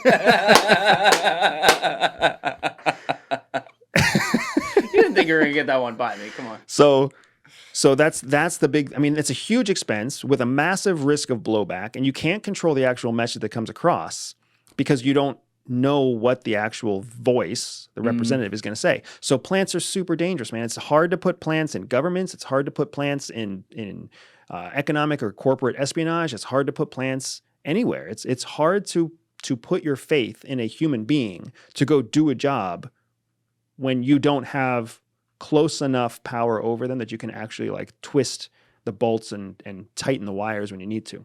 It's too dangerous. We've been down that road pre 9/11 especially, and it didn't work out well. So how so? Like the idea of trying to get a sympathizer into a circle of influence, whether you're talking about the Cuban Missile Crisis or whether you're talking about, the OSS in World War II, or whether you're talking about, the behind the Iron Curtain, it's hard. It's hard to plant one of your own into an organization. It's much easier to find somebody who's already there and then just amplify their voice or take advantage of their purpose. Okay, I could see that. So to your point, right? I understand that I am one of the few voices out there that, while critical of CIA, I also do not talk about the CIA as being some sort of corrupt secret organization that's trying to undermine American freedom. Most of the voices out there that are former CIA are just talking about how incompetent and corrupt CIA is. So if CIA has a relationship with YouTube, right? I don't know if they do or not. I would imagine that they do. But I can see how CIA might be like, hey, YouTube, kick the algorithm in his favor a little bit and kick the algorithm off of somebody else's favor, right? Because this person generally speaks about CIA in negative terms, and Bustamante generally speaks about CIA in less negative terms. So that's low touch planting. And well, that's not even a plant. I know. That's just tweaking of information. Not to mention the fact that most of the people who are actually reviewing your YouTube content for covert influence are former intelligence themselves. You know what I mean? Or it could also be that the content that you create with me just happens to be interesting content that people organically watch. When you think about Occam's razor, what's more likely, right? When you think about Hanlon's razor, what's more likely? That there's a great conspiracy or that the content is just popular? There are aspects of that I think I would agree with, and in some ways are irrefutable. Where I run into an issue with pointing at the different razors, if you will, is that you can then take the argument to use it every time. Meaning, I'm just gonna make up percentages. Let's say Occam's razor says, 99% of the time it's this. Every time an individual story comes up, you can say, oh, this is one of the 99, and never say the 1%, which, it's hard to guess the 1%. That's the needle in the haystack, right? And I know that exists. And your point about, by the way, it's easier to cultivate people who are already within. I completely agree with that. And I also agree that the whole planting thing is way harder than the general public out there likes to make it. I don't think it doesn't exist though. I think we've proven that it exists. I might believe you if you're saying, especially in the current technological landscape, it's been harder to do that post 9/11 and post tech boom. I might buy that, but it can exist essentially. Anything can exist. Yeah. It's like what we were talking about when we were discussing UFOs, right? There's a possibility, but the probability is the real question. Okay, fair enough. Well, the one that people have been looking at as okay, where's the intelliness on this is the whole Diddy thing. So I even had Trap Lore Ross in here, who's the preeminent hip hop historian, documentarian on YouTube, just eats, sleeps and breathes this shit. But he obviously is in the process of reviewing all the civil lawsuits that have occurred. We don't have indictments yet on Diddy, but if you read the civil lawsuits, and if even half of that's true, it's horrible and it's a mess. And when you look at his history, we don't have to go through the whole thing, but he was suddenly, out of nowhere, powerful at age 23, in charge of what became the biggest rap label in America, like very quickly. So, and there's questions about the people who got him in there and everything. But, when you look at a guy who I personally view as, if it had an intel angle, he was a useful idiot rather than, because, he's not the brightest bulb. Let's just be honest here, right? Like, if you look at a guy who maybe as a useful idiot had fucking 100 cameras in every room, cameras in the pens and stuff, very Epstein-y, if you will. Could you see why people out there are saying this has to be some sort of, I don't know who, but some sort of government-backed op? P. Diddy had more money than you can get the government to give for any kind of op. So not before he was put into power, though. The whole idea of him being put into power is kind of a silly conspiracy on its own. Why? He wasn't smart. He had really proven nothing in the industry, and suddenly was in charge of Bad Boy Records, biggest thing ever.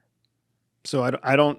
And his star was gunned down within 3 years. His key moneymaker was gunned down in 3 years. I don't know the answer, man. I don't keep up closely with anything in pop culture. But here's what I'm saying. If Intel was going to be, if CIA was going to be involved, it wouldn't be involved in a domestic, unknown, unproven rapper in the 90s, 80s? I didn't say when did CIA, it all start? by the way. I want to be clear about that. Whoever, right? If U.S. government was going to somehow get funding, you think it's foreign government? I think it could be. If any government was going to try to build influence, it wouldn't try with what you just painted to be quite a loser, right? It wouldn't start with somebody who's unproven, who's got no skills, no background, no connections, and then try to build that person up. That's not how it works. That's not how any good op works. You find somebody who's already on the rise. You find somebody who's already established. Like, you don't bet on a losing horse, especially not with big, big money, in the hopes that 15, 30 years from now, it's going to pay off in some sort of intelligence world. What if he's the in, though? And it's more the people around him are the people who are maybe more reliable, but he's the in because he's the face of it. Again, the useful idiot is how that's an access agent. What you're talking about is an access agent. A useful idiot is somebody like fucking, what's his name, that did the interview with Putin? Tucker? Tucker Carlson. That's He's a useful idiot? Oh, that whole interview he had with Putin. All that interview did was take Vladimir Putin and give him a pedestal with the entire conservative part of the United States. And Putin could sit there and say whatever he wanted to say, and he could look strong, and he could look eloquent, and he could look intelligent, and he could look confident. He could choose what the talking points were that he talked about, and he had a voice to the entire conservative nation. That was a brilliant move on Putin's part. Are you saying Tucker lost the moment he walked into the room? 100%. The moment he showed up, he lost. And then if you want to have a fucking phenomenal conversation, we should just take that whole interview play by play and disassemble it. It's all one giant, powerful influence campaign. Oh, Putin's a master, man. He's awesome to watch. You can't argue that. He's awesome to watch and just incredibly skilled. So Carlson was the avenue by which Putin could get to the Republican or the conservative base of the United States. That makes Tucker the useful idiot. I see what you're saying. That's what a useful idiot. An access agent is more of what you're talking about. Somebody who has a connection with people, and if you want the connection that they have, you have to go through them to get the introduction. But once you get the introduction, you kind of cut them out.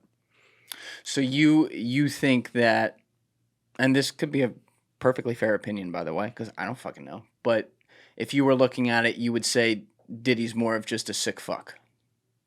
I mean, it's a more likely scenario. I think there are a lot more sick fucks out there than people realize. I would agree with you there. And the more money you get, and the more confidence, the more fame, the more fan base that you get, the easier it is to execute on your sick interests, because you have the money to cover it up. You have a line of people who are willing to experiment with you. You have more connections with more people who are wealthy like you. And guess what? They all have too. Their own sick interests. Yeah. Like, this is just human nature. It's So blackmail would be human nature as a part of that too? It could be. yeah, I mean, that just, human beings are fucking horrible creatures. I knew it was coming. It's what we are, right? When we were kids, what did we do when we found an insect? Pull off its legs, you pull out its wings, you burn it with a magnifying glass, unless he's nodding his head. Yeah. It's what you fucking do. I didn't do these things. I just want to be really clear. Would you like to verbalize the sick things that were unique to you? Because you can share those if you like, I'm sure. Are you one of the Pulling people? off animal legs and Are you shit? one of the people that looks at your own poop? Is that what you are? Are you one of the people? I've looked at my own shit before. Are you one of the people that maybe smells your toenail clippings? Are you one of those people? They have a smell? Just people have weird tendencies that you could not imagine. There's stuff that makes it so that like the guy, like, dude, just look at how many varieties of there are, and that gives you an idea of how and that's only sexual, and they're not even perversions. Those are just a variety of sexual interests. We're not even in like sexual perversions or illegal sexual perversions, and that's all within the realm of sex, not the realm of pain or the realm of deception or the realm of physical abuse. Like, you can imagine how much sickness there is when it comes to the way that human beings find things curious, because that's what we're really talking about, is just curiosities that are labeled to be sick because we live in a world of right and wrong. Right. So do I think that it's more likely that some foreign government identified a 23-year-old black hip hop artist who was in charge of a label that was failing and turned him into a powerhouse artist who became executive, but so powerful or whatever else, right? Do I believe that? Or do I believe that somebody just worked their ass off, climbed the chain, and then as they had more and more success, to deal with the stress of their success, they leaned into their own curiosities as escape mechanisms to cope with the stress that they were carrying, and funded those stress coping mechanisms with the profit that they were generating. Okay. All right, I'm going to have a question on this. I want to say this, though, because it's worth saying, because I think it's part of what drives my antenna going up on this. There was someone who made a comment to me. God, this was like 9-10 years ago. Not the kind of person you'd ever expect to be hanging out with Diddy, put it that way. And he would definitely tell you he went out of his way not to do that. And the reason I say that is because he very offhand said something along the lines of, if you get invited to a Diddy party, you don't go. And I didn't think anything. I was like, yeah, okay. Yeah, because I always thought he was a bad dude, right? I always thought that. I didn't know what this fucking lawsuit was going to show me. I didn't have any inkling of that. Maybe I should have if I listened to the comment, but just the way that this guy, and knowing who he is and how he said it, in hindsight, it's fucking sinister. And it makes me think about it because, like, you've given some really good breakdowns before of possibilities with like an Epstein or someone like that, and you've also mentioned very correctly that, like, yeah, you know about Epstein, there's all kinds of fucking people like this around the world. This is just unfortunately, it's an ugly world and shit like this happens. But now putting the term you just taught me on it, I think maybe you had said this before and I just kind of missed it, but like, you've said he may have been a good access information agent because he had access to information on extremely powerful people that different governments around the world could have said highest bidder, and we want the info on it. Do you think that's not a possibility with Diddy? Oh, no, I think it's absolutely a possibility. Okay. But here's the thing. That's not unique to Diddy. Oh, I agree with that. You know what I mean? Yeah, so yeah. what, to me, the thing that's important to understand is what we are seeing now with the information coming out on Diddy and what he did and how he carried out his parties and what information he collected and what his interests were. There's no reason at all for us to think that that's unique. That's just one person in the music industry. Yeah. Imagine the film industry, pro sports industry, corporate oil industry, big tobacco industry. You name the industry, right? The rule of thumb at CIA is that every time you catch a mole, you have to assume there's two more. So when you catch a mole, a penetration inside your agency, when you catch a Robert Hansen, an Aldrich Ames, Yep. a Jerry Lee. You have to assume there's at least 2 more, because the one that you got in, the one that was there, is the one that you caught, and the one that you caught, if whoever's handling them is running at least 2, so that they can always have informants about the other. So I now, understand. right? Yeah. So if we caught 1 from the music industry, there's probably 2 more. And then if there are 3 in the music industry, it's probably 3 in the tobacco industry, probably 3 in the electric vehicles industry. There's probably 3 in the social media industry. There's probably 3 in the big alcohol, big beer industry, right? Like, rich people are connected to other rich people. They have rich people problems, which average people can't even fucking conceptualize. Yeah. And to your government intelligence services, why would you talk to a normal fucking person with no value and no access and no network when you could always get your ass in front of a politician, a famous musician, an actor, a senior executive? Like, it's not hard to get in front of one of those people when you are an intelligence officer. And those people are guaranteed to have access to information that can be useful in your own endeavors to collect and manipulate and influence foreign countries, foreign elections, foreign media. Yeah, no, look, points well taken.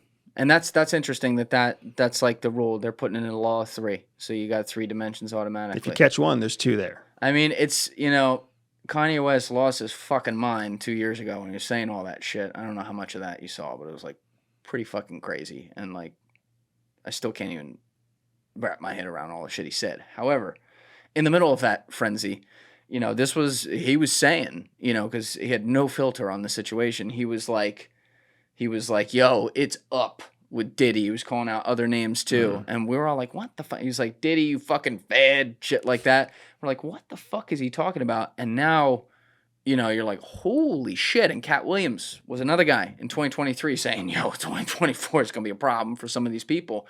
And you wonder how many, like, okay, if it's not intelligence related, the fucked up, triumvirate of people, if you will, and whatever is beyond that, you wonder how many guys have just known about this for so long, but, for whatever reason, they can't say anything about it. It's scary because you're right. And like, I feel like you've seen the worst of humanity in what you do. And that, I understand that drives how you think about human beings when you say things like human beings are horrible creatures. I don't agree with you, but I agree that there are aspects of humanity that are fucking dark, sadistic, and twisted in ways that our minds don't want to think about or talk about out loud at the office. I get that. But, you see stuff like this, and it's hard not to feel really resigned to that fact sometimes because it's just like I can't even fathom what these people do, and like the fact that a Diddy could exist in the middle of all these people and people know what he does. No one says shit. Blackmail could be a thing, but whatever. I appreciate your points on that. That was some good analysis. But we got to talk about an incoming prediction you've had for a while.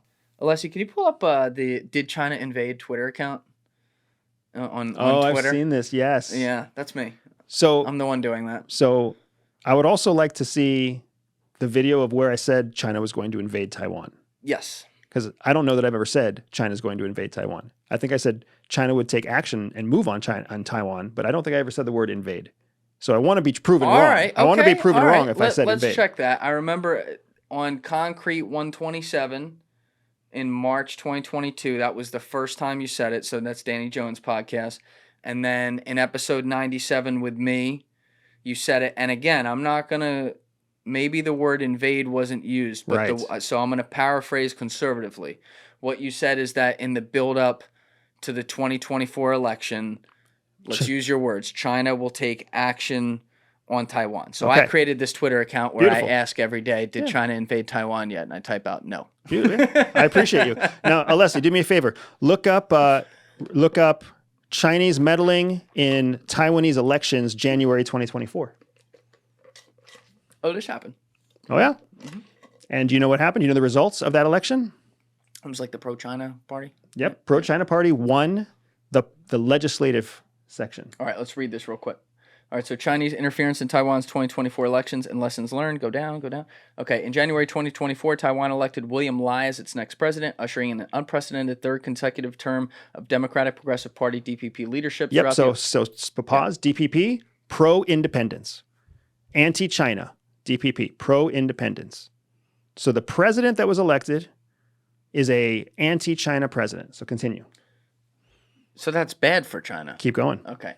Throughout the elections, China employed a wide range of tools, including military intimidation, media interference, and economic diplomatic measures in an effort to shape public opinion in Taiwan. China's efforts to sway the election warrant study by Taiwan, the United States, and others to draw lessons for how to limit Chinese influence activities. So my point to you was that China would move on Taiwan before the U.S. election in 2024. They clearly were, right? And they were using military intimidation, media interference, economic and diplomatic measures, trying to shape public influence through social media, et cetera, et cetera. They did not successfully get a pro-China president in place. But they did get, I don't know if this will talk about it, does it talk about the legislation? No. Talk about, so do me a favor and look up who controls Taiwan elections for legislation, right? Which party won Taiwanese? Type in which party won Taiwanese majority government. legislation. Yeah, majority government. Yep, that's right. Taiwanese majority government. Let's see what we can get here. Okay, no. Oh, let's do election right there. results and implications. Bingo. Okay. All right, so go down. On January 13, 2024, Taiwan held elections for the presidency and 113-seat legislature, the Legislative Yuan. The run-up to the election drew global attention because of the growing tensions in the Taiwan Strait. Since current President Tsai Ing-wen was elected in 2016, official cross-strait dialogue has been suspended, and there is deep concern about China's growing of gray zone tactics and rising possibility of actual activities. With the election now concluded and Democratic Progressive Party DPP candidate William Lai the victor, all eyes are on the ongoing transition, which will culminate in Lai's inauguration on May 20th. All right. So scroll down. Scroll down. Are there results? So here's what's important. Oh, yeah, this is what we want, this graph. Yep. Let's zoom in on that.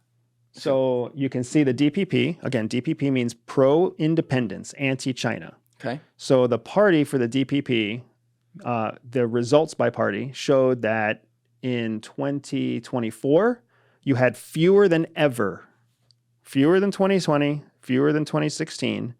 You had a shrinking majority of anti-China. And you had a growing majority of third-party independent KMT. So KMT is the pro-unification, pro-China party.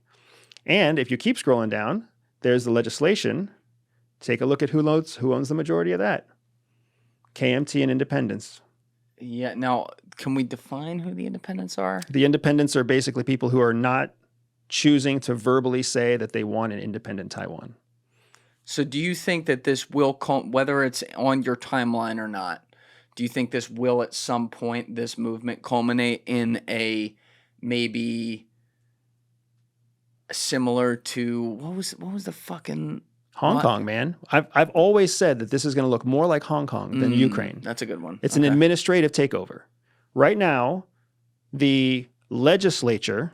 So let's compare this to the United States. Inside the United States, when the Congress is Democratic and the president is Republican, how much of the president's policies get passed? Yeah. Right. None. Yeah, not a lot. That's what happened right now in Taiwan. The president is pro-independence. The Congress is pro-China. And the result of that didn't happen. That didn't happen until 2024 January elections, right? In the lead up of which all of October, all of November, all of December, China was pumping in covert influence, military intimidation, all sorts of diplomatic and non-diplomatic functions to try to sway exactly what's happening here. And then since this election, you've only seen more ramping up of the same thing, because what China has right now is gridlock in Taiwan. That's what they want. Taiwan can't become closer to the United States, has no other option except to become closer to China. And the legislature, all the policy that they're writing is pro-China policy. Right. This is exactly what it was like in Hong Kong. Hong Kong, it culminated in a police protest violence. It didn't culminate in an invasion. What Russia did in Ukraine is not proper doctrine for modern day conflict. What China's doing in Taiwan absolutely is. Money and power. Money, power, policy. Because if you change the policy, then by the time anybody wakes up, all the policy is different. That's what happened in Hong Kong. Hong Kong they started protesting because they woke up and realized, wait a second, what do you mean we fall under Chinese laws? We're Hong Kong. And then China was like, actually, no, you're not. We've had an army of attorneys working behind the scenes for the last 5 years. And all of your legislators have said that we will now fall under mainland China laws. Yeah. Right? So that's why I have said this. You've been excited about this for a long time. You started a Twitter account about it. It's fun. The whole idea of is China going to invade Taiwan? I really want to know if I ever said those words. Because if I did, it's my bad, it's my mistake, it's my bad choice, and your Twitter account is right.